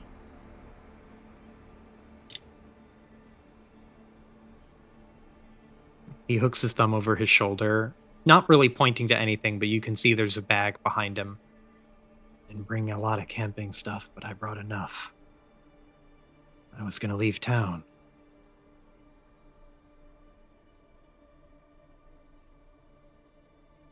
She nods.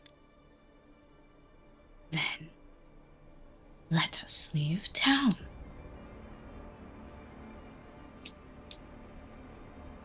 He nods. He just gulps. And he'll turn around and grab his bag. And he's moving very slowly. Like he's not sure what's wrong, but he feels like something is wrong. He's like, there's no way that all of what happened and I get off scot-free, right? Like, I just get to be immortal now? Is it that easy? And he's second guessing every step. But he is so committed and he knows you can't die. So he has to go through with it. You know this. Grabs his bag and throws it over his shoulder and looks to you, nods, pushes his fake glasses up his nose.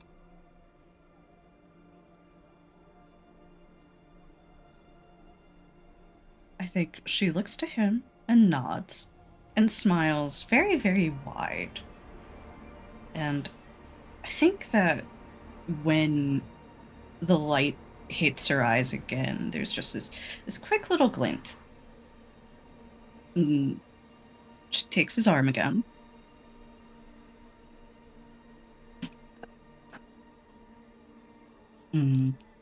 Just sort of leans against him. Come along He gets real now. tense. We wouldn't want anyone to find out what sort of man you are. As you say that, you feel like a little bit of indignation. You can almost see it on his face. And he says, I'm a good man.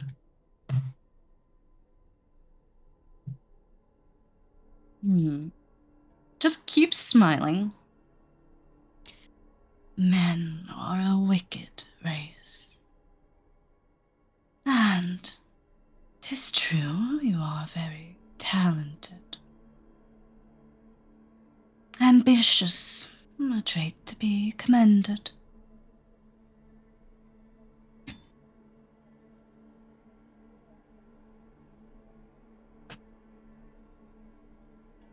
He doesn't know what to say to that.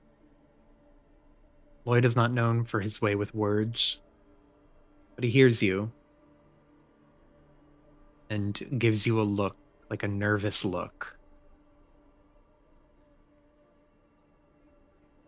He opens his mouth to say something and hesitates.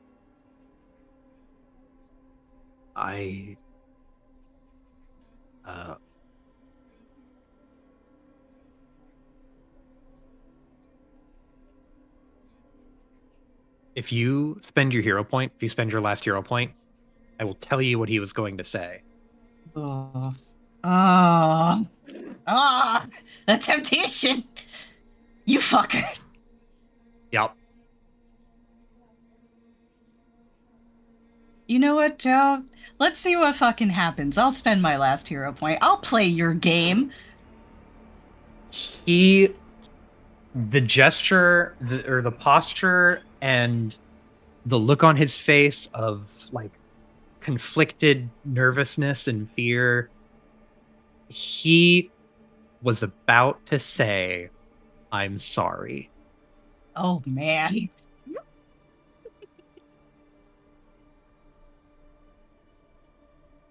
But he can't bring himself to do it for some reason.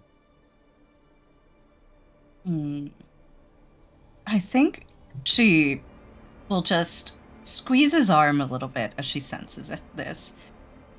And there's that smile again. Oh, dear, sweet young man. You needn't worry on my account. That wasn't even my most violent death.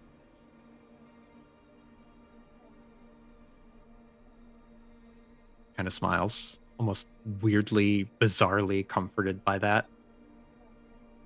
What was? She thinks for a moment. Oh, many have hunted me over the years. Some are more successful than others. I am difficult to root out. But I was locked away for a long time once. They thought they could starve me. And Lloyd, you seem to think you understand hunger. There's a very, cold look as she shakes her head. You can't imagine what it's like to be starved. He looks you up and down, and the depth of your words, it can't perfectly connect in his head, but he's listening intently and he's hearing everything, and he's enamored with you. There is a very dark part of him that you have spoken to, speaking to his hunger, to his insatiable drive, and that just struck a very, very strong chord with him. He doesn't know what to say. Again, you have kind of stunned him as you're both walking out the door and down the street, pack over his shoulder. Just like two random civilians in the crowd of people. Just smiling to herself. I have so much to teach thee.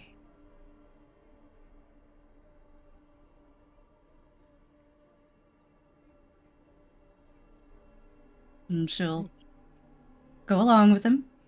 We're gonna try and exit the premises. It is a lot easier to exit Murcott than it is to enter. That said, it's not too hard to enter so long as you have a little bit of cash on hand, which Lloyd does have all of his cash on hand. But you both make your way to the exit and drift into the crowd and can make your way out of the main area of Murcott into the greater area of tents. Roll me a single d20, just a flat d20. Just a flat d20? Yeah. 18! Okay. I will let you pick. You can see an NPC and have them be nearby, or you can completely miss them and have no NPCs nearby. One is slightly more safe than the other. So it's either NPC on my tail or no NPC, right? Not even confirmed on your tail. An NPC might be on your tail.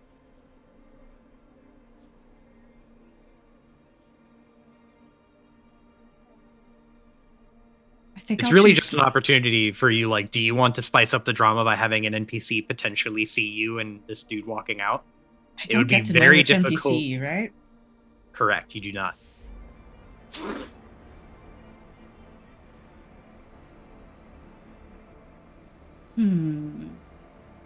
I will. I'll spice it up, okay. I'll take the NPC. Okay, then I have to roll a check. Where is...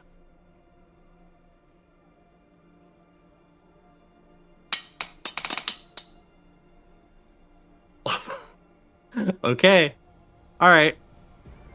So you make your way out of Murcott into the greater Tentland area.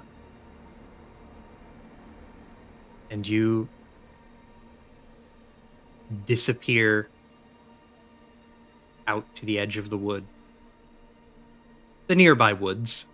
Near enough that you can walk there. So you will make your way out of town. And we're gonna switch back to the other group, but I gotta pee. Yeah, go pee. Go piss.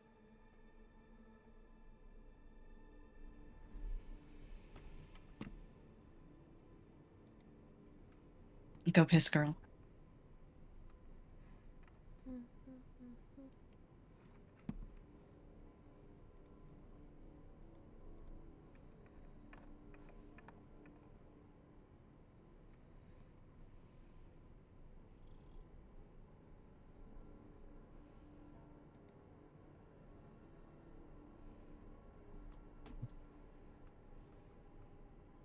What a fun time everyone is having. I swear, if you're like, I'm gonna spice it up, ends up with Abigail hurt or dead, I will personally kill you.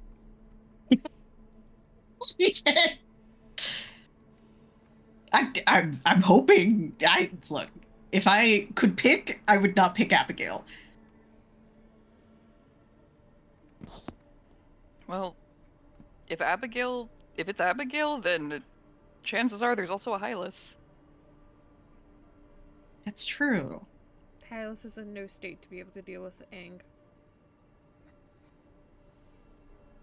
True, but I think he is in a state to prioritize Abigail.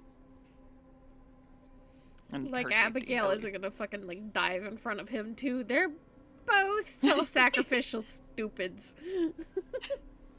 Need I remind you how we Both got gonna into this die. mess, Zell?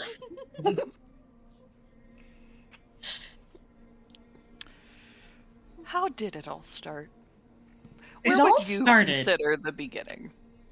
You know what? That's actually kind of a good question, isn't it? Because as far as I can recall, we entered a building. Yeah. So just don't enter a building, and then you'll be Yeah. fine. Don't do it. It's bad in there.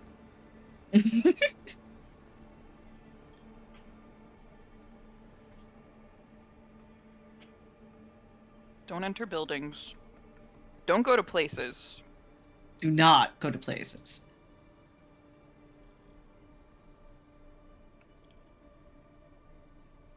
If you have a destination, stop.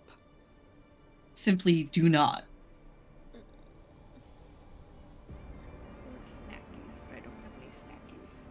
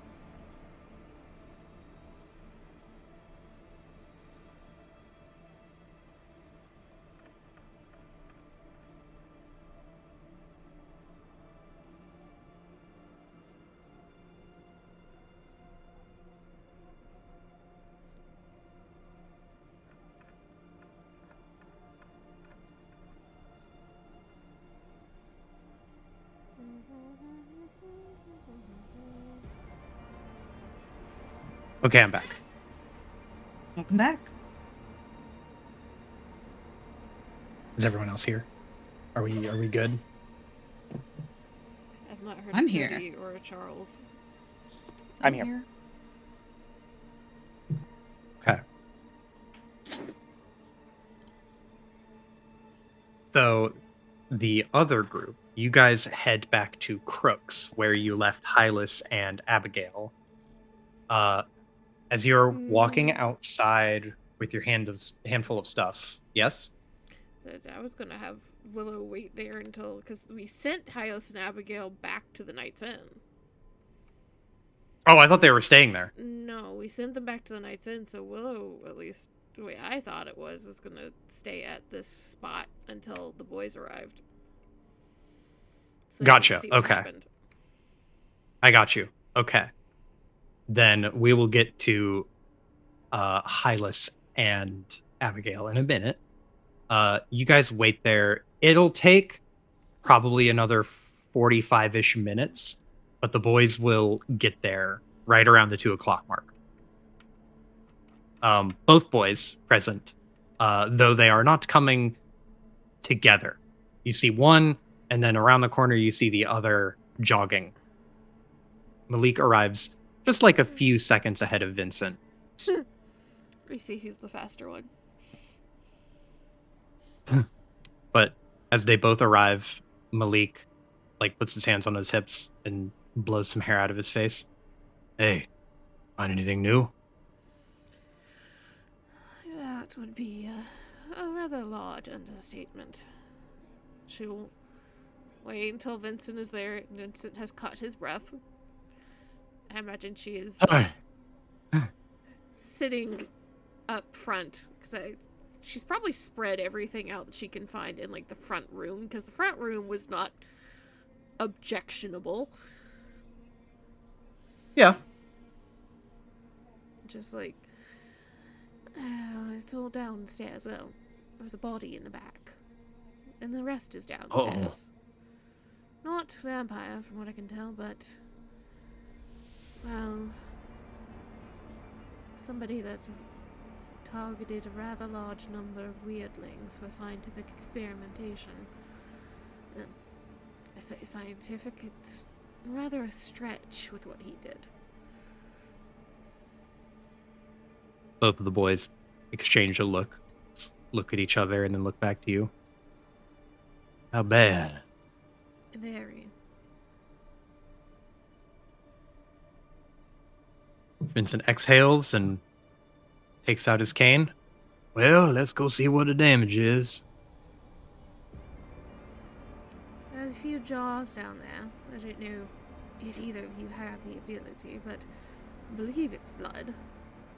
You might want to, if you can, I don't know, taste or take a look at. See if you Vincent think smiles. It has some sort of curse or other ailment that would be involved in it. He gives you a very big smile and just goes, if there's one thing I know, it is blood, my dear. She nods. Let's go look at this stuff.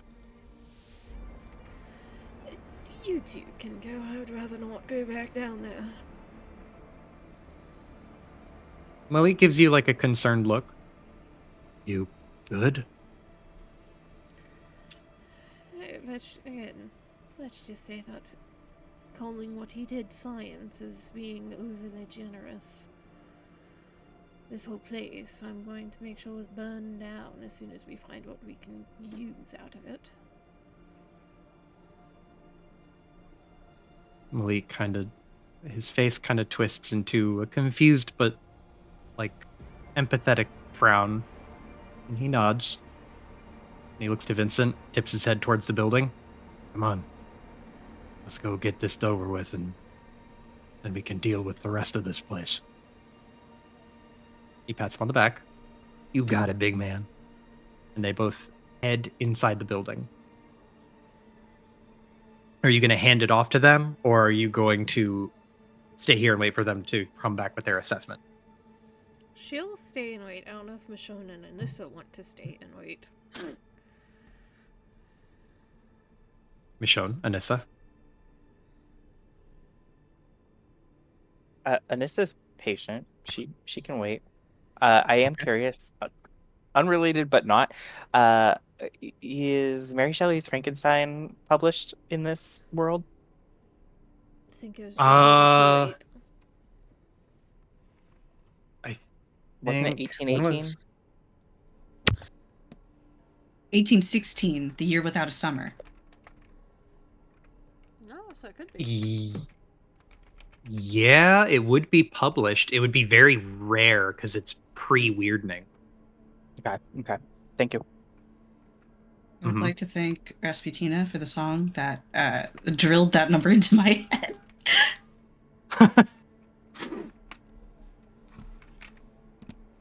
Okay. So it takes about 30 minutes for the boys to get their assessment of the room and the building and be done with it.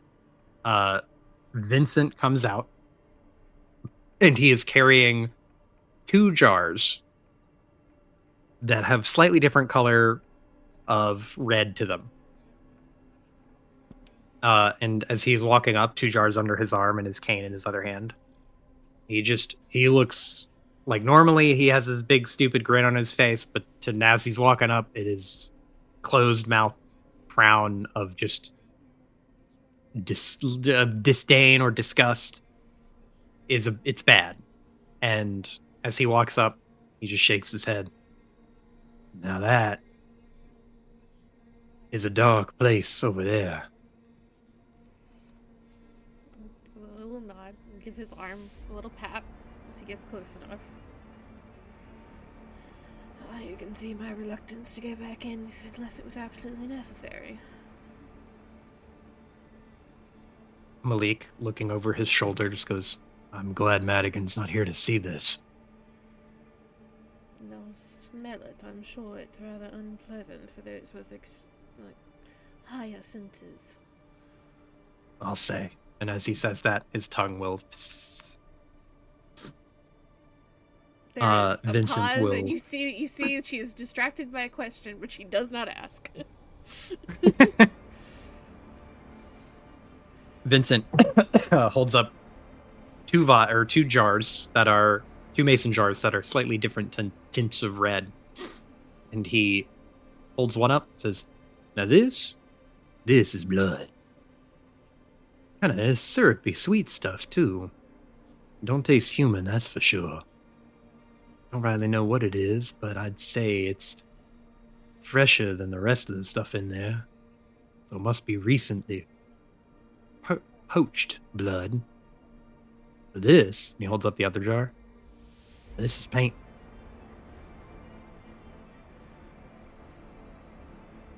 Looks towards it, and there's a little squint.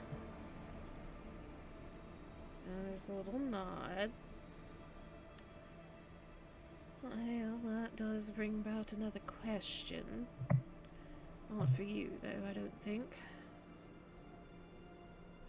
And I imagine she has, between herself and Michonne and Anissa and the barkeep person, I forget the name of.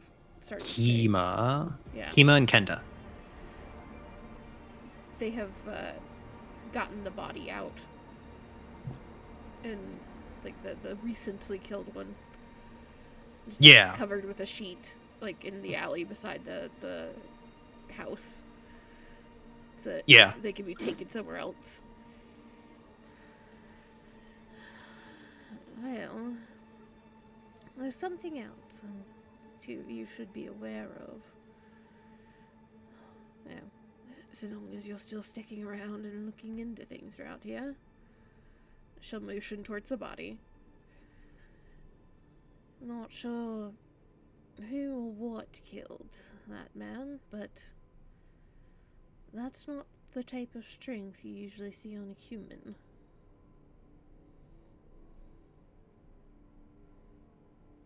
Vincent looks over to Malik, and then Malik looks to Vincent and gives him a nod, and Malik will go to check that body. As far as I can tell, wasn't bitten or anything like that, so still not the vampire you came here for, but... Well, I don't know that what's here is fully human. Reportedly, a man was eating intestines and drinking blood. You can feel the gun shiver over your shoulder. Vincent kind of scrunches his nose at the thought, and then his eyebrows go up, and he just goes, "Now, where'd you hear that?" There's a very faint smile. Well, I can tell you that. Somewhere a little bit more private, I think. Raises an eyebrow, but out of interest. Okay. Let's just He say that also- it's trustworthy. I also believe he was harvesting or taking things from some of the bodies. Vincent looks at the jar of blood, and he kind of nods at that. Would make sense. A lot of missing parts down there. You said Why, though? You said that blood was fresh, correct? This one, yeah.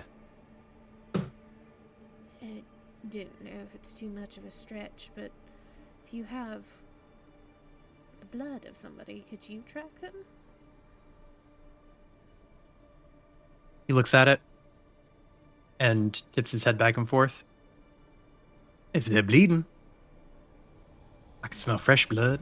And if I have a little bit to go off of, I could probably track them.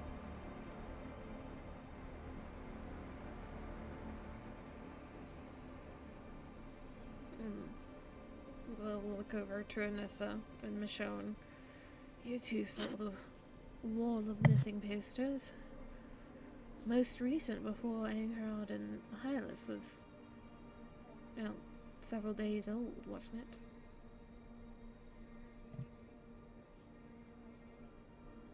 I don't Yes? remember. Question mark. Yes. Easily over a week old.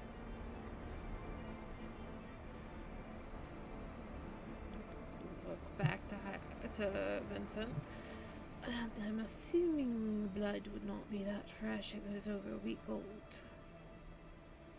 No, ma'am. This is maybe a day old at most. Well, I have a sneaking suspicion that might be Angerod's blood then. And she was not down there.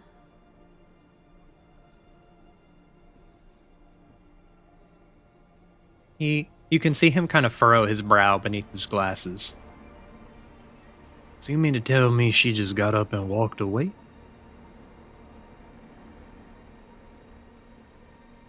Willow kind of purses her lips. And has Malik come back from checking the body?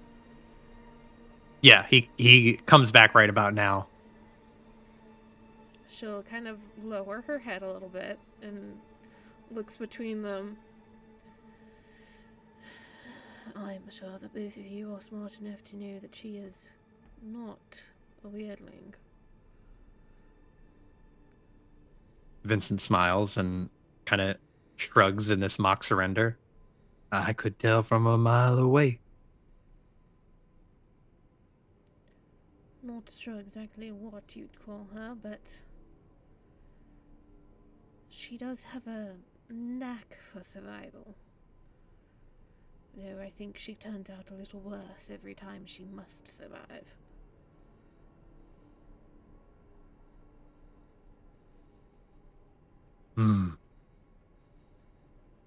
So you think, And he looks at the jar of blood. she out there? Maybe got a little bit of fresh blood on her? That's the only shot that we have, unless she showed back up at the inn since we've been gone. It's worth a shot. We might as well use his blood while we got it. And Not sure what to do about this, though. And he holds up the paint jar. Willow will extend a hand. I think I'll take that. I have a thought about it. I'll give it to you. And since I don't quite know how vampirism truly works within weirdlings, do be careful with that blood.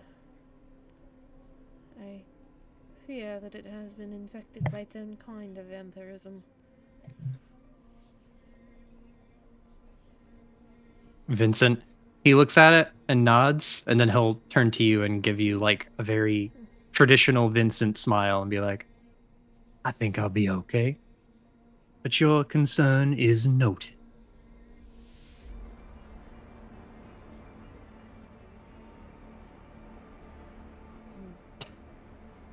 We'll tuck the paint jar away in a box of other chemicals and stuff that she has confiscated, we'll say. In the time it took for them to get there, did she find anything interesting in notes or journals or anything? Yes. So in the time that it took for them to get there, and in the time that it took for them to go and investigate on their own, you can study the notes that were taken. They're kind of like scattered because it wasn't like perfectly bound in a notebook. But some thoughts kind of go together and some are clearly like subsequent pages. But the gist of what you're able to glean is that he's taking notes of body parts, regenerative qualities, things that are amplified like vision and hearing. He is taking notes about physical characteristics that can be hidden versus some that can't be. Several pages of notes go into analyzing muscle tissue and muscle fiber of other weirdlings who were supposedly like sufficiently strong, and like how those muscles differ from standard human muscle. There is one page where he details out, it is the closest thing you can get to like a journal entry, because most of these are very like rigorous analytical notes. There's not really like opinions or casual thought in these. It's very just analytical. But there's one page that does have a smidgen of personality to it in its writing, where he is talking about the eyes of a weirdling. And there's one scritched note off in the side of the margin: not looking forward to this operation. ... I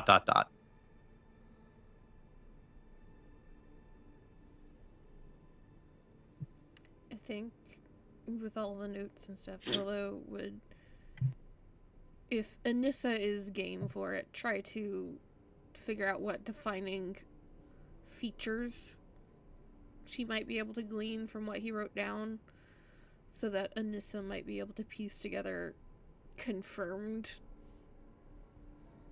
possibly confirmed missing. Uh-huh. Because, correct me if I'm wrong, Yeah. Cody, Anissa would want to, like, get notice to families if she could, right? Oh, certainly. And I'm sure that she/the convent will like figure out a way to get the deceased buried. Mm-hmm. Yeah. So there's a working list of possibly who.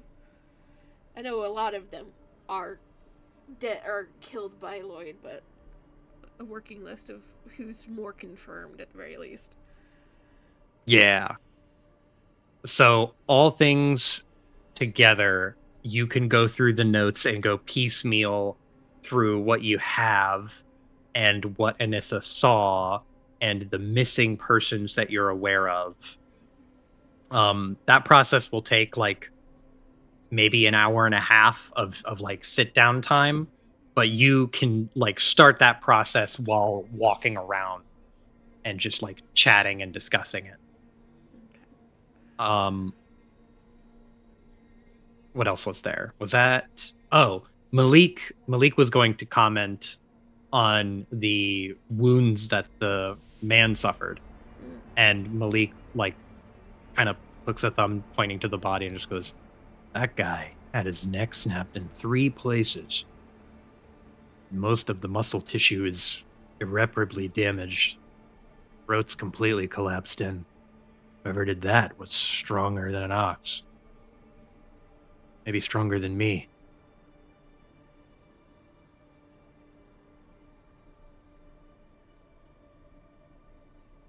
She nods. It sounds like this city has more than just a vampire to worry about. He managed to scuttle away somewhere. If he's not still here, I can't imagine he would remain away from the city. He'd probably either head towards Tamlock or towards Starwick.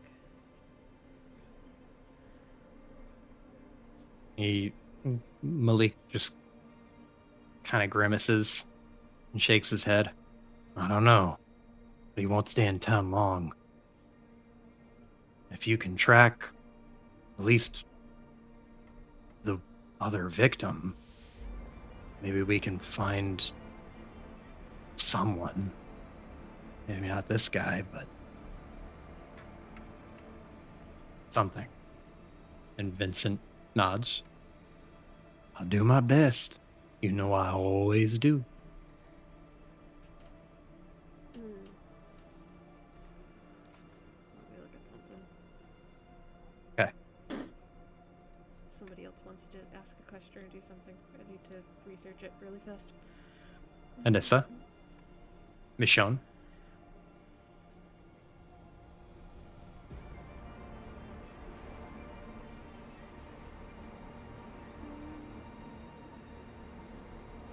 Nothing? I mean, I don't imagine Rishon has anything. Okay. As for the details of the research notes detail out, it's mostly scientific, like analytical research notes. And they detail out different body parts and physiological differences between weirdlings and the average human. And in one section on one page where he is detailing out the differences between the eye and the optical nerve, there is a note in the margin that says, "Not looking forward to this operation, ...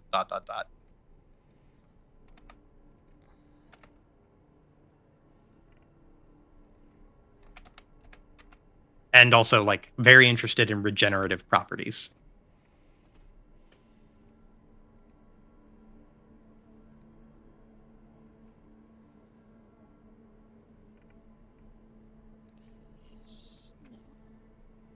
Thank you, Mr. God. You're welcome. Do you need more time, Z? So we can smash cut to Hylas. No, I think I have this. Okay.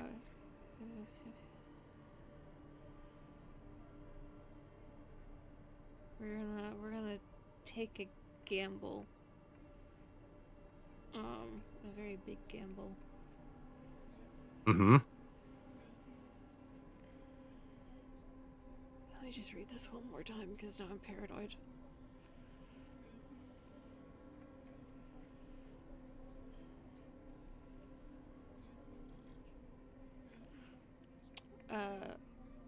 Willow will look towards Vincent and kind of tilt her head. So, when you track via this blood, what senses are you using? For me, he points to his nose. The old sniffer. And a little bit of this, and he sticks out his tongue. Depending on how thick the scent is. she nods. And she will just kind of look around for a moment and will gesture for Malik and Vincent and whichever of the others wants to step back inside the house into the front room. Uh-huh. And she will just kind of like there's a little twist to her face. She's not super thrilled about something, and she'll look between Malik and Vincent. I know this is going to be asking rather a lot, but do you know that I am on your side? I am trying to help whenever possible with whatever I can, correct? They both look surprised, and then like they share a look at each other like, did you expect her to say that? No. Did you expect her to say that? And they both look at Willow, and Vincent speaks first and says, Miss Willow, of course. You've only ever been good to us. And can I entrust a secret to you? he nods. Of course. Even one that your hunter kindred might find distasteful. He narrows his eyes and kind of furrows his brow. And he'll reach up and take his sunglasses off and fold them and stick them in the collar of his shirt. You can trust me. And he's not smiling. He's very solemn. Look at Malik. He points at himself with a thumb and he just goes, I'm not going to tell. I don't have anyone to tell, except maybe Madigan. Did Anissa step inside? Yeah, I mean, I assume she would stay with you, Willow. Mm-hmm. And you can keep a secret from the rest of your congregation. I've already planned to leave them and join you. Willow will step forward and will touch, like, put a hand on Vincent's chest. And let me see this here.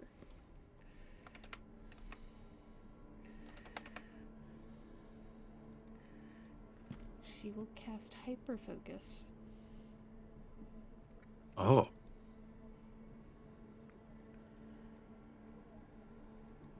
It's not transferring over right now properly. It's on my fucking path builder because that's where I build shit first. But I shall take this and share it in Discord. Okay.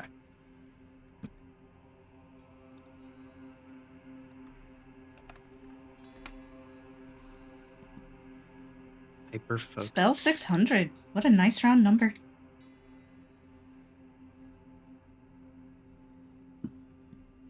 Sharpen a creature's senses. Ooh.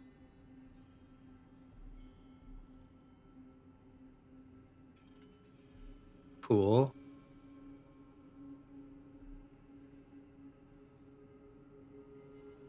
So essentially, it shortens his area, but he's way better at sensing what he's wanting within like a 30-foot radius or some shit.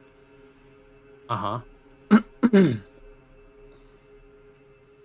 So you see him like, you touch your hand to his chest, and he kind of scrunches up, like not sure what you're doing, and then the magic takes effect very, very gently, with no real visual to it.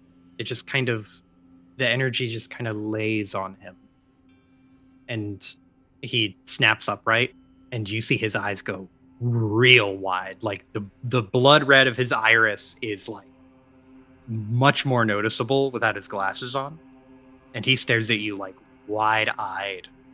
And Malik, like looking at Vincent and then looking at you, he's a little confused, not sure what he's putting together.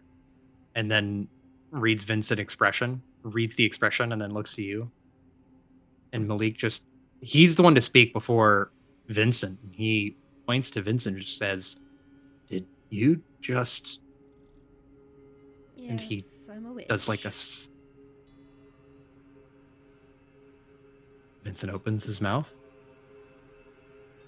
and then closes his mouth. He'll take his sunglasses and put them back on and clear his throat. Miss Willow, I do believe that you have graced me with something that few people will ever get to experience in their life. I'm appreciative of this opportunity you have given me. And you have my word that I will not tell a soul.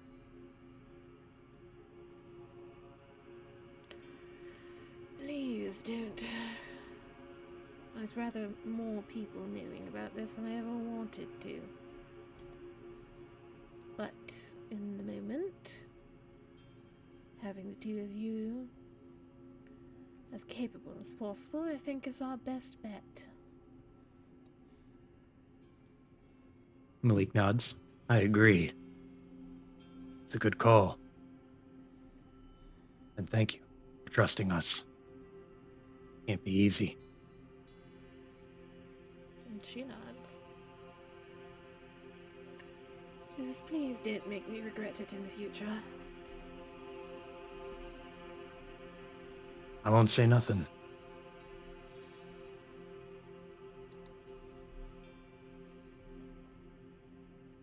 Are you going to cast it on both of them? If I'm allowed to. Yeah.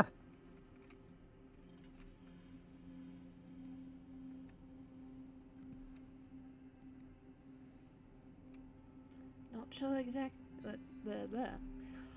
I know it might shorten your distance on a few things, but hopefully it helps.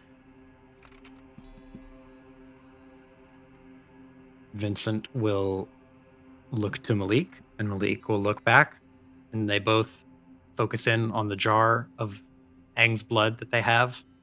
And Vincent will pop the top and stick his little pinky into the blood, which dips real delicately, and like it stands out against his very white, pale skin. And he will gently lick up the blood and pop his pinky out. Malik will stick his head near the opening and slither his tongue, not into the blood, but very close to it. Just getting a whiff of it. And Malik will lean back, and you can see his tongue just kind of going very quickly now as he's like checking the air. He turns around and looks at the door, and Vincent turns around and looks at the door. I think it's that way.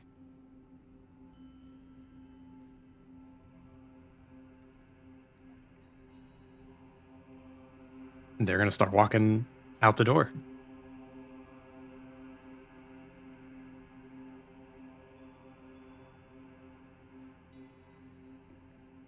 I don't want to split the party up more, but somebody needs to check on Hylas. But I also want to see what happens. I was going to ask, are you going to tell him to go get Hylas? He's fine. Probably. Probably.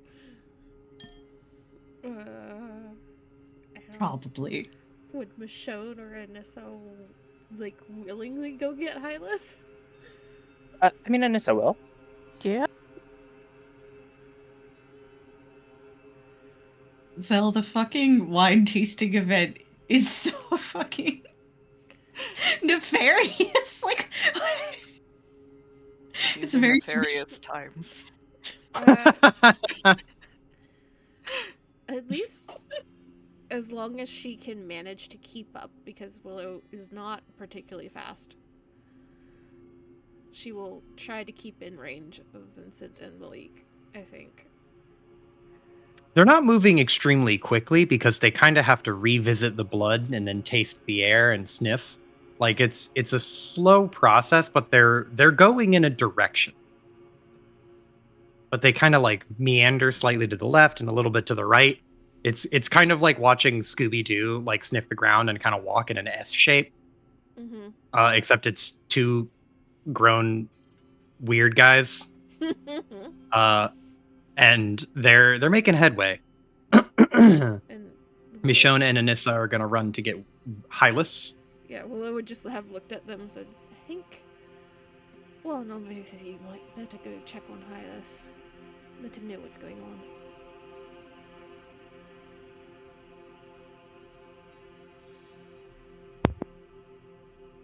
Will Willow give them the boastful hunter? She'd ask Boastful Hunter what he wants.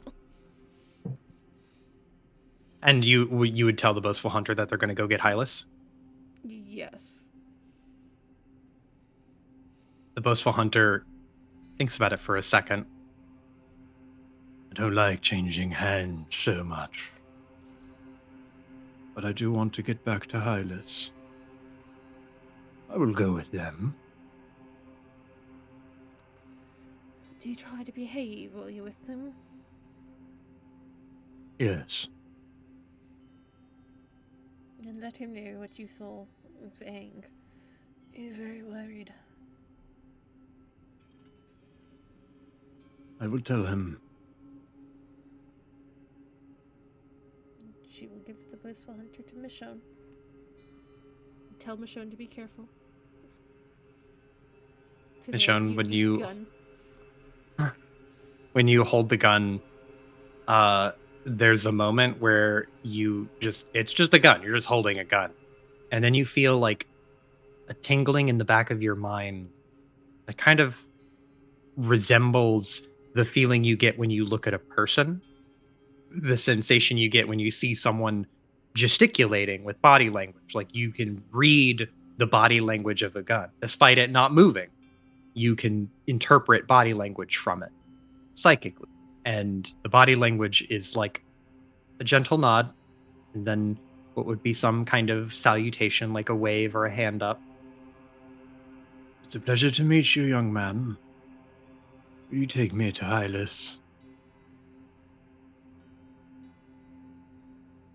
Michonne will like flex his shoulders and frown and tilt the head. I'm not sure I like that, but yes, we can. It's a little bit of indignation in his voice as he goes, Like what? Nothing. Willow just smirks at Michonne being uncomfortable. Try it with 3 of them.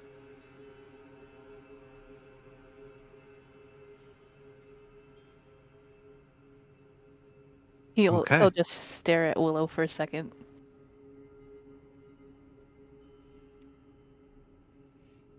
That's a lot. Mm-hmm.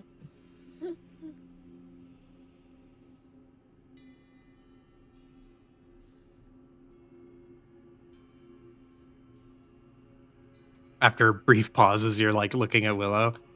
The gunter. Ah, I can't do it. The boastful hunter chimes in your head, Bellamy, or in your head, Michonne, and just goes, Well, what are you waiting for? Go on. Take me to him. There's the impatience. Off we go. Of standing around. and you're off to see a man about a gun. I would die if the only person he behaves around is Willow. That would be so fucking funny.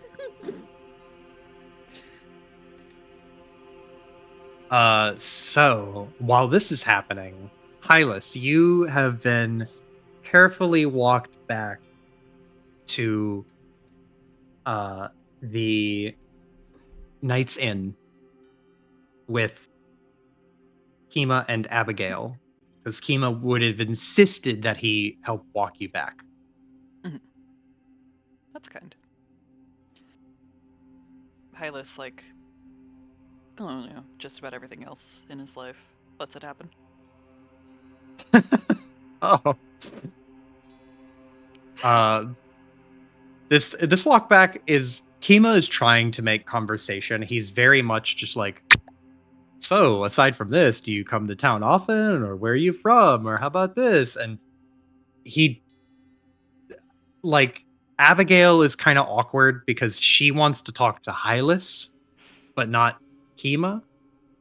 But she doesn't want to be rude, so she answers questions very casually, like, I came from here.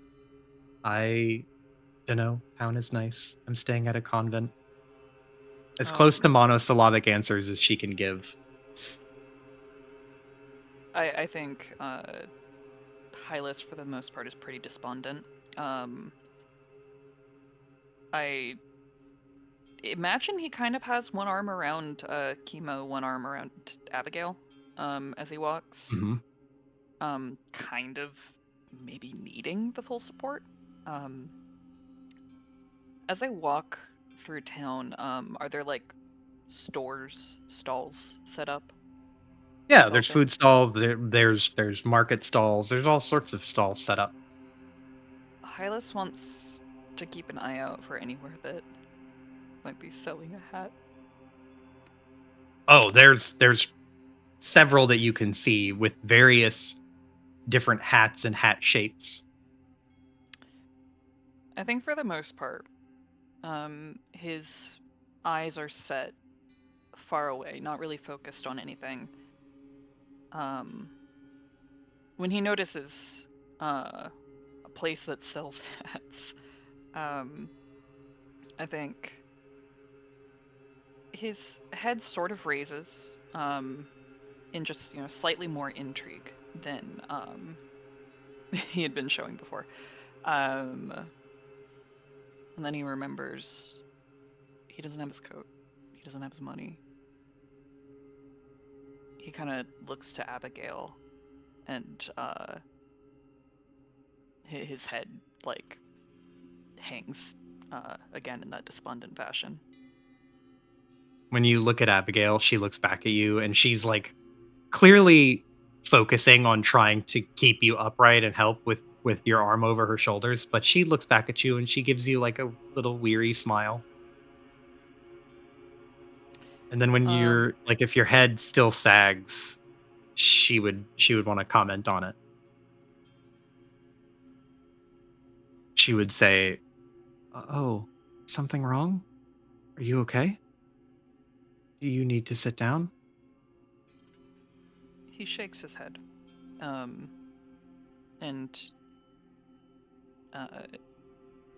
every time he kind of forces words out at this stage, there is like a little croak that accompanies it, and he just says kind of quietly, "No, I just remembered I don't have my things. That's all." She looks kind of sad and thinks about it for a second. And she comes back with, "Maybe they'll find them there. We'll get you back with your things soon." I think for some reason the corners of his mouth turn upward at that, for a reason that I don't think even he understands. And he shakes his head and says, "There's other things to worry about. Let's just get where we're going." And he trails off, not knowing where the end of that sentence is. Because, and then what? Sort of hangs in the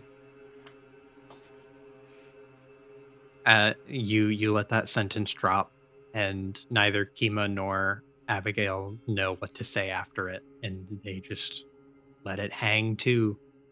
And you guys walk all the way back to the Knight's Inn.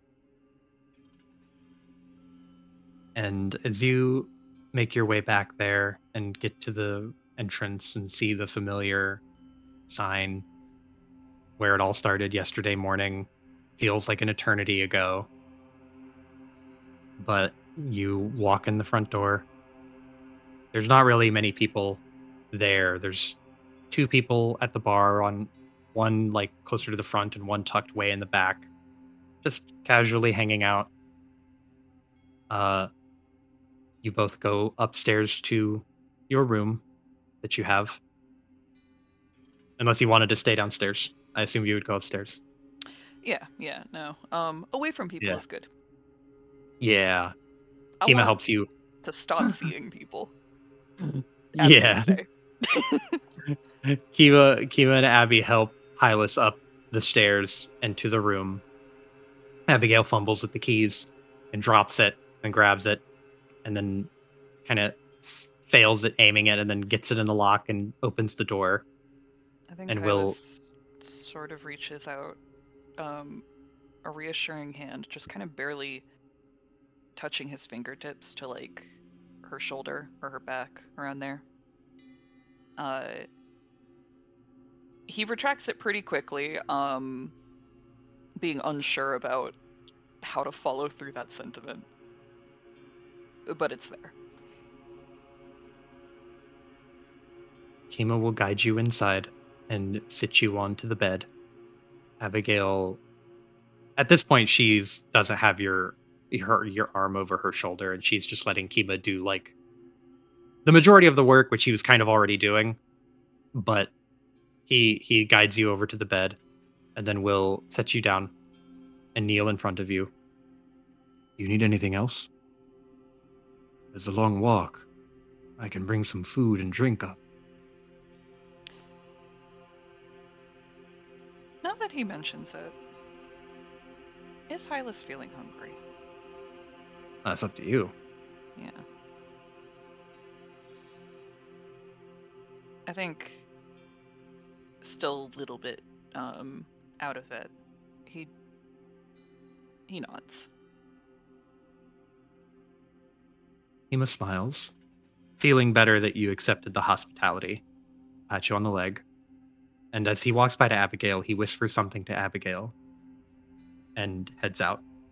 If you want to hear what it is, you can roll a perception check. I will. I'm not going to be too stressed about it, but we'll see if it's in the cards or the dice, as it were. Wait, perception's not in skills. No, it's in the front page Secret. thing. The secret Every left half of the fucking. time.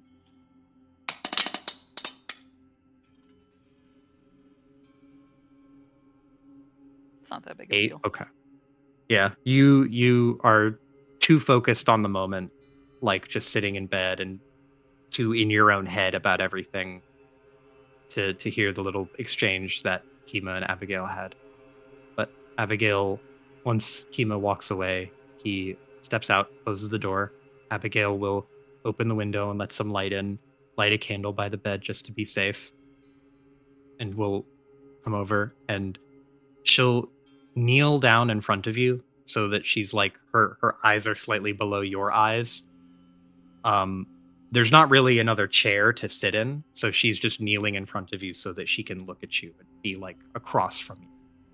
Mhm. And she'll reach up her hands and take one of your hands in hers, the wounded one, and just kind of rub her thumbs over your hand.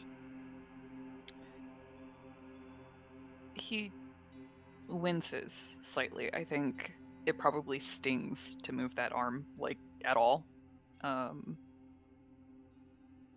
I want you to know, on occasion, I'll just be going about my day thinking about how maneuvering with such an incision, like how inconvenient that would be. It's such a bad Yep. one. It sucks. Just like random burning at any little movement you do. Yeah, anyway, so I think he winces slightly, but, you know, he allows her to do whatever she wants.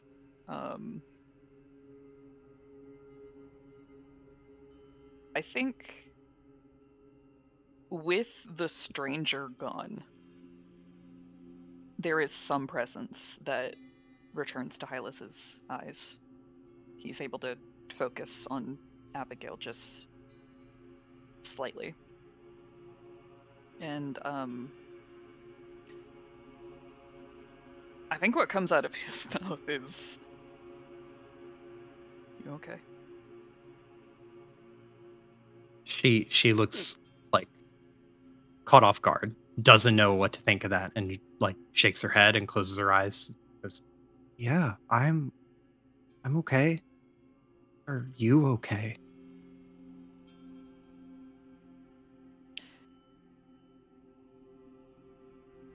He's quiet for a moment.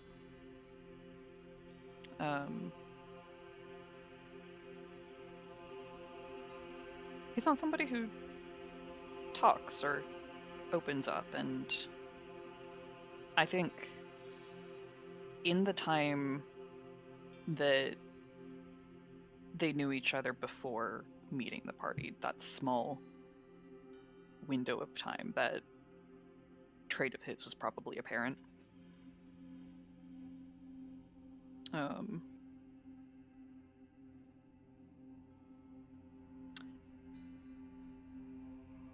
But I think he actually shakes his head. She looks crushed. Like she knew you weren't okay, but seeing Hylas actually own up to the fact, like, no, I'm not okay, it just shatters her small heart. Physically small, not emotionally small. He looks a little bit frightened that this has yielded a negative reaction. And he gives her hand a gentle squeeze. Almost as if he can articulate with that she is angering him. She looks like she's about to cry, and she opens her mouth to start a thought, and then shakes her head, and then opens her mouth to start a different thought, and says, "Do you want to talk about it? What happened?" His mouth opens slightly. And it shuts as the thoughts are racing behind his eyes, and they dart between her and the side, and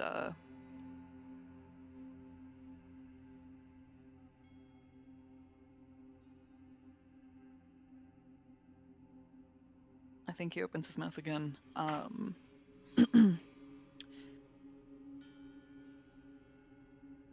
He just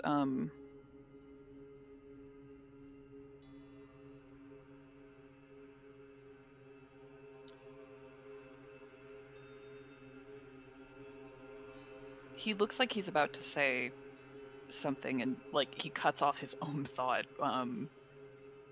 by speaking over it, and he says, "Are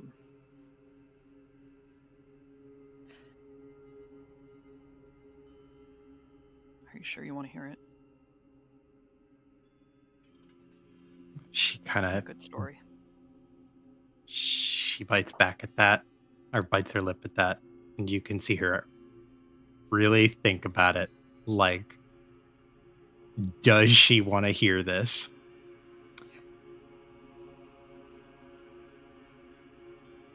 And I think he holds her hand up, and he says, he's looking her in the eye when he says this.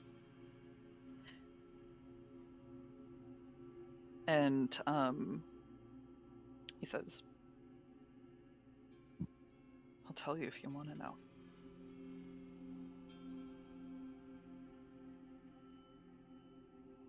She looks at the wound.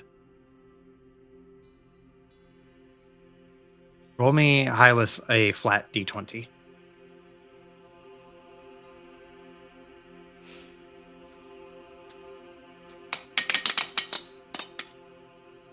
Perfectly middle. Wow. She looks at your wound, and you can see the thought processing in her mind, like what she wants to say or what she wants to do. And her hand twitches for a second, and she looks at your wound, and then she nods. Yeah, if you can bear to retell it.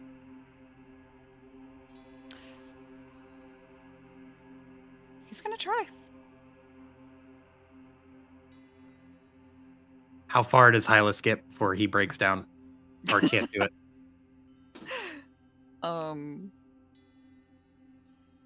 Ooh, should I roll for that?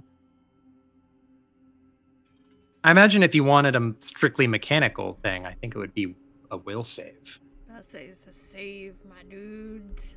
Yeah. Okay, because I have a couple lines of dialogue that I think could be good for this. Uh-huh.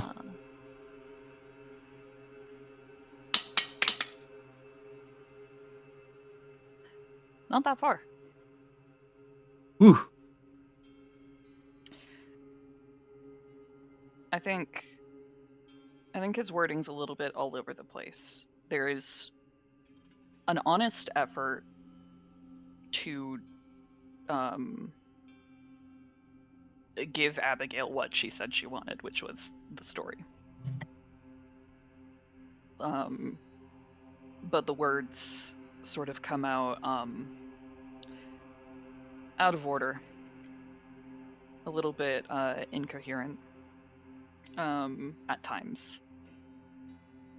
I think ultimately he's able to convey there was the clinic, there was the basement. They were trapped there.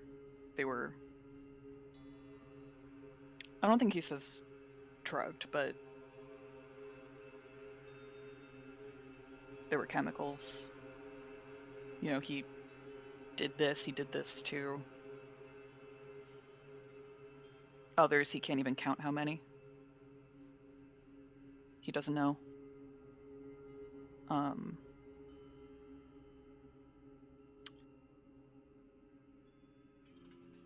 And I think when he gets to the part about Aang talking with Lloyd, I don't think Hylas is even able to name drop Lloyd. I don't think it comes to him. And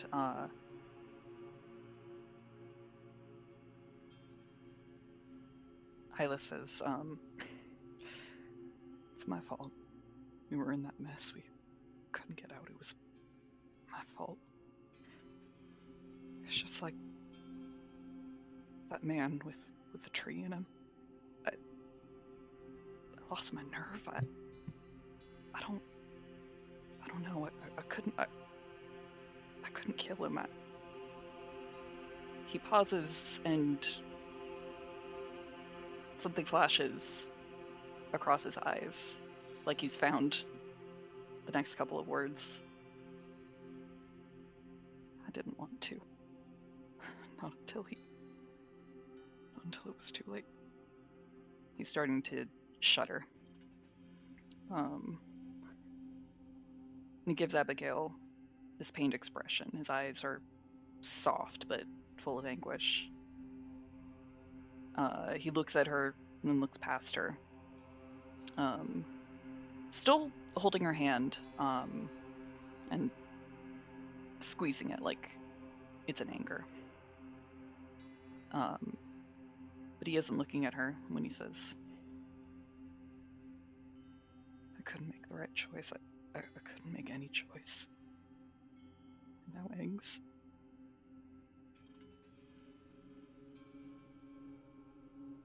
Abigail, like, she frowns and squeezes your hand back, which with every squeeze of your hand, whether it's from her or from you, it just sends like a burning pain sensation on your arm. And she can see that. And she looks at you kind of helpless. And she looks at your arm. And she reaches into her pocket. And you can see that she has an idea. She has tears welling up in her eyes, and she gets an idea. Uh-huh. And she reaches into her pocket and she pulls out a little pocket knife. And she is going to position herself over your wound, and she is going to prick her thumb with the knife. Hylas's eyes widen, almost like he's going to protest. But he trusts her. She pricks her thumb, and she winces at the pain. Like, inflicting pain on yourself like that is never easy. Mm-mm. And as she flinches from it, there's immediately a little pool of blood that wells up on the edge of the knife and drips down, and a few drops plink onto the bandage on the outside of it. And she looks at her blood, and she looks down at your bandage, and tears at this point start to fall down her face, and she gets a little bit more like a determined expression, and she takes her thumb with the cut in it and just presses it to your wound. And you Hylas's feel jaw is dropped. Yeah. You feel, as her thumb presses, you feel like a very strong burning sensation, like of raw pain at first, and then you feel a deep, calming, relaxing fade, like a blanket that just washes over the pain. The irritation melts away, and it's totally gone in an instant. He is looking at her in genuine awe. And she And pulls up her thumb. She pulls up her thumb and just kind of rubs the blood in her finger and her wound. And she sticks her thumb in her fist and like squeezes her thumb around it. Did you want to say something before she speaks? I think rather than having the common sense to say thank you, he's just gonna say what is on his mind. His jaw is dropped. He looks at the wound. He looks at her, and he says, "It hasn't been much time, but you've changed." She smiles. When we met, you were so...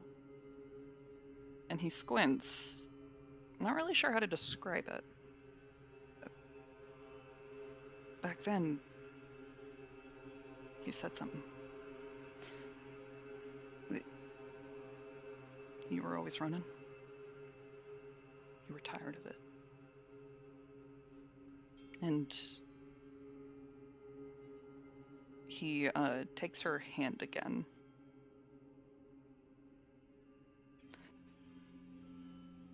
It's the first time I can remember someone putting it into words. Something I was feeling too.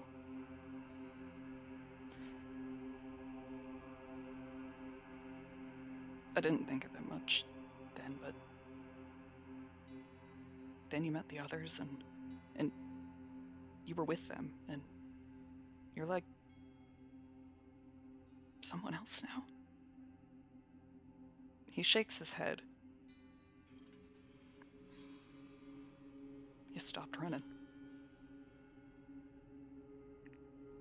And I think it made me want to stop running too. I just just don't think I can. And he barely gets the sentence out before his jaw trembles, and then his shoulders, and tears begin to roll down his cheeks. And he's almost shocked by that at first. That's plain on his face, but he succumbs to it quickly. He just starts sobbing. Once Hylas starts sobbing, it doesn't take much for Abigail to start sobbing too. And she clenches her fist with her bloody thumb, which still bleeds, little droplets of blood dripping down her wrist and plinking onto the ground in between the floorboards of the wood. But she steps forward and will hug you and cry with you, sobbing for her own reasons.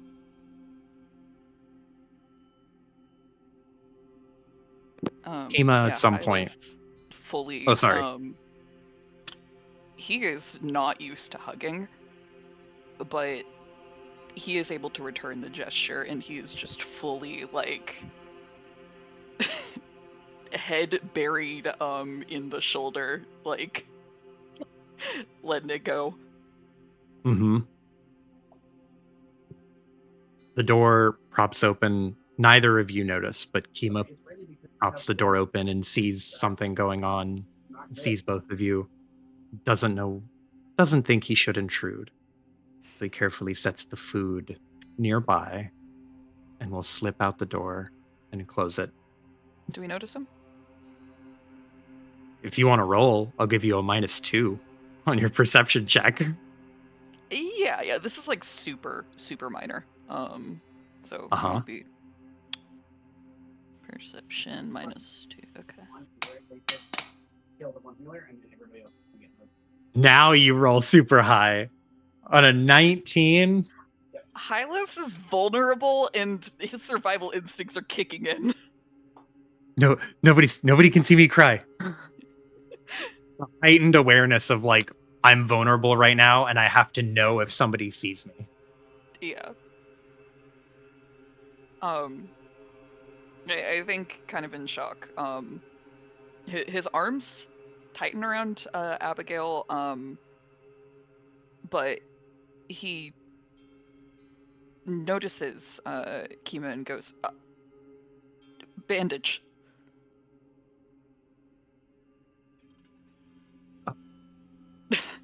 Like, Wait, he's asking for a bandage. What? Kima, He's asking for one. Kima like opens his like blinks and sees that he's noticed and just goes, I'll be right back. And he turns around and leaves after setting your food down. Hylas blinks and goes, oh, I should have said thanks. Abigail just laughs. Like cry laughs. Hylas has gross sobbing phenomenon going on, and he just goes, damn it.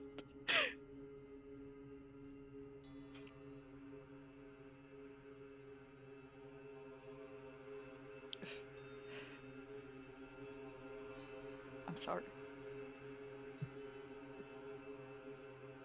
She stops and looks at you like helplessly confused. For what? You have nothing to be sorry for.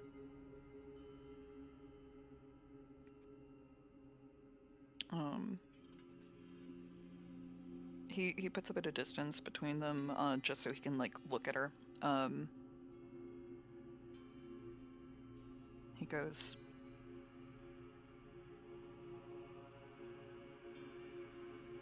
sorry, Aang's not here.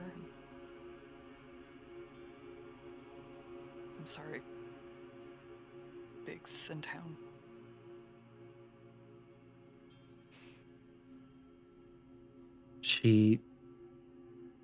Her face kind of scrunches at that. She had kind of forgotten. And when she realizes it, she looks down and away, kind of hating the reminder. I know. But he doesn't know how to find me. He sent you because he doesn't know how. Alice kind of tilts his head and nods, like, she's got a point.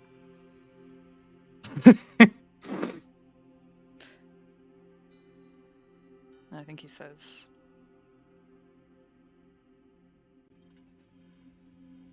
I know I can't really do much of anything, but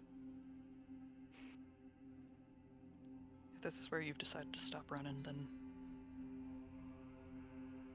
I think I want to do what I can. Make sure you don't ever have to start again.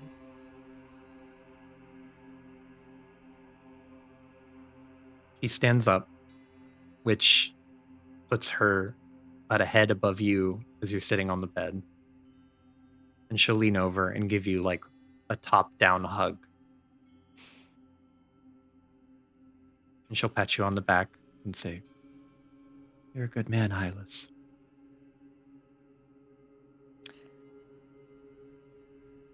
I think without so much of the sobbing,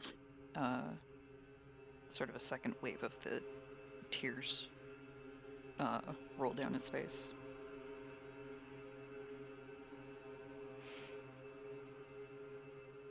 He doesn't know how to take that, but at this point he knows that he can at least wrap his arms around and return the hug.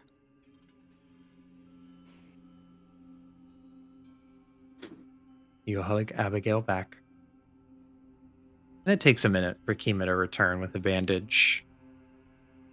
And we don't have to roleplay that out. No, the bandage is for her. Hylas wants to, make sure her wound is okay. Gotcha.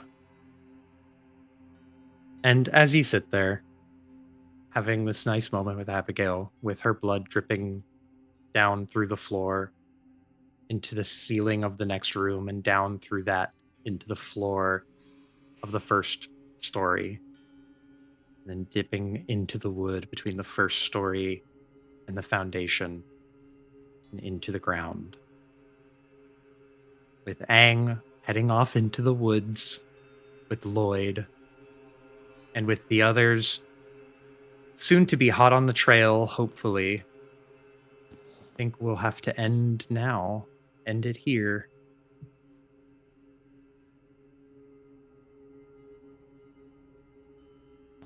Oh, there is one thing. Does Hylas have his hat? Or was that with his stuff too? That was with the boastful hunter. I don't think Aang took it. No, she didn't. So She Aang took did the not. coat, not the hat. it would have been attached with the boastful hunter then. Okay, cool. That's what I thought. Yeah, Willow would not put that sucker on. She would make sure it's attached to the belt. Would Michonne Alright, put missed it on? opportunity, but Yeah, would Michonne put it on?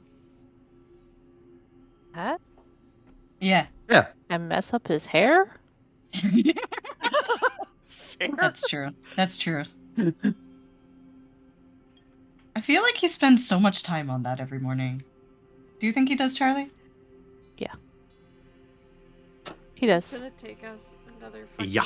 year before this group has, like, reconvened into one group again. Look, At Aang this just point, has a it couple would- things to take care of. At this point, I'm really tempted to just be like, okay, we're just gonna run this solo session on this day and this solo session on this day, and on weird day, I'll just say, cool, a bunch of stuff happens, a few hours pass by, and now we're all together. I mean, I'm down. XP Joe? Yes. Let me see here. How much XP This is is a your hairball? first. This was a very roleplay heavy session. It was very good. I will give you all. Hold on, I have to go to this map, and then I have to open a dialogue box. So let's say, nope, 75 Hey. for That's pretty good for a roleplay session. Yeah. Real good RP is the reason. Bada boom. Thank you for session. Okay, thank you, Joe. Yeah, thank you.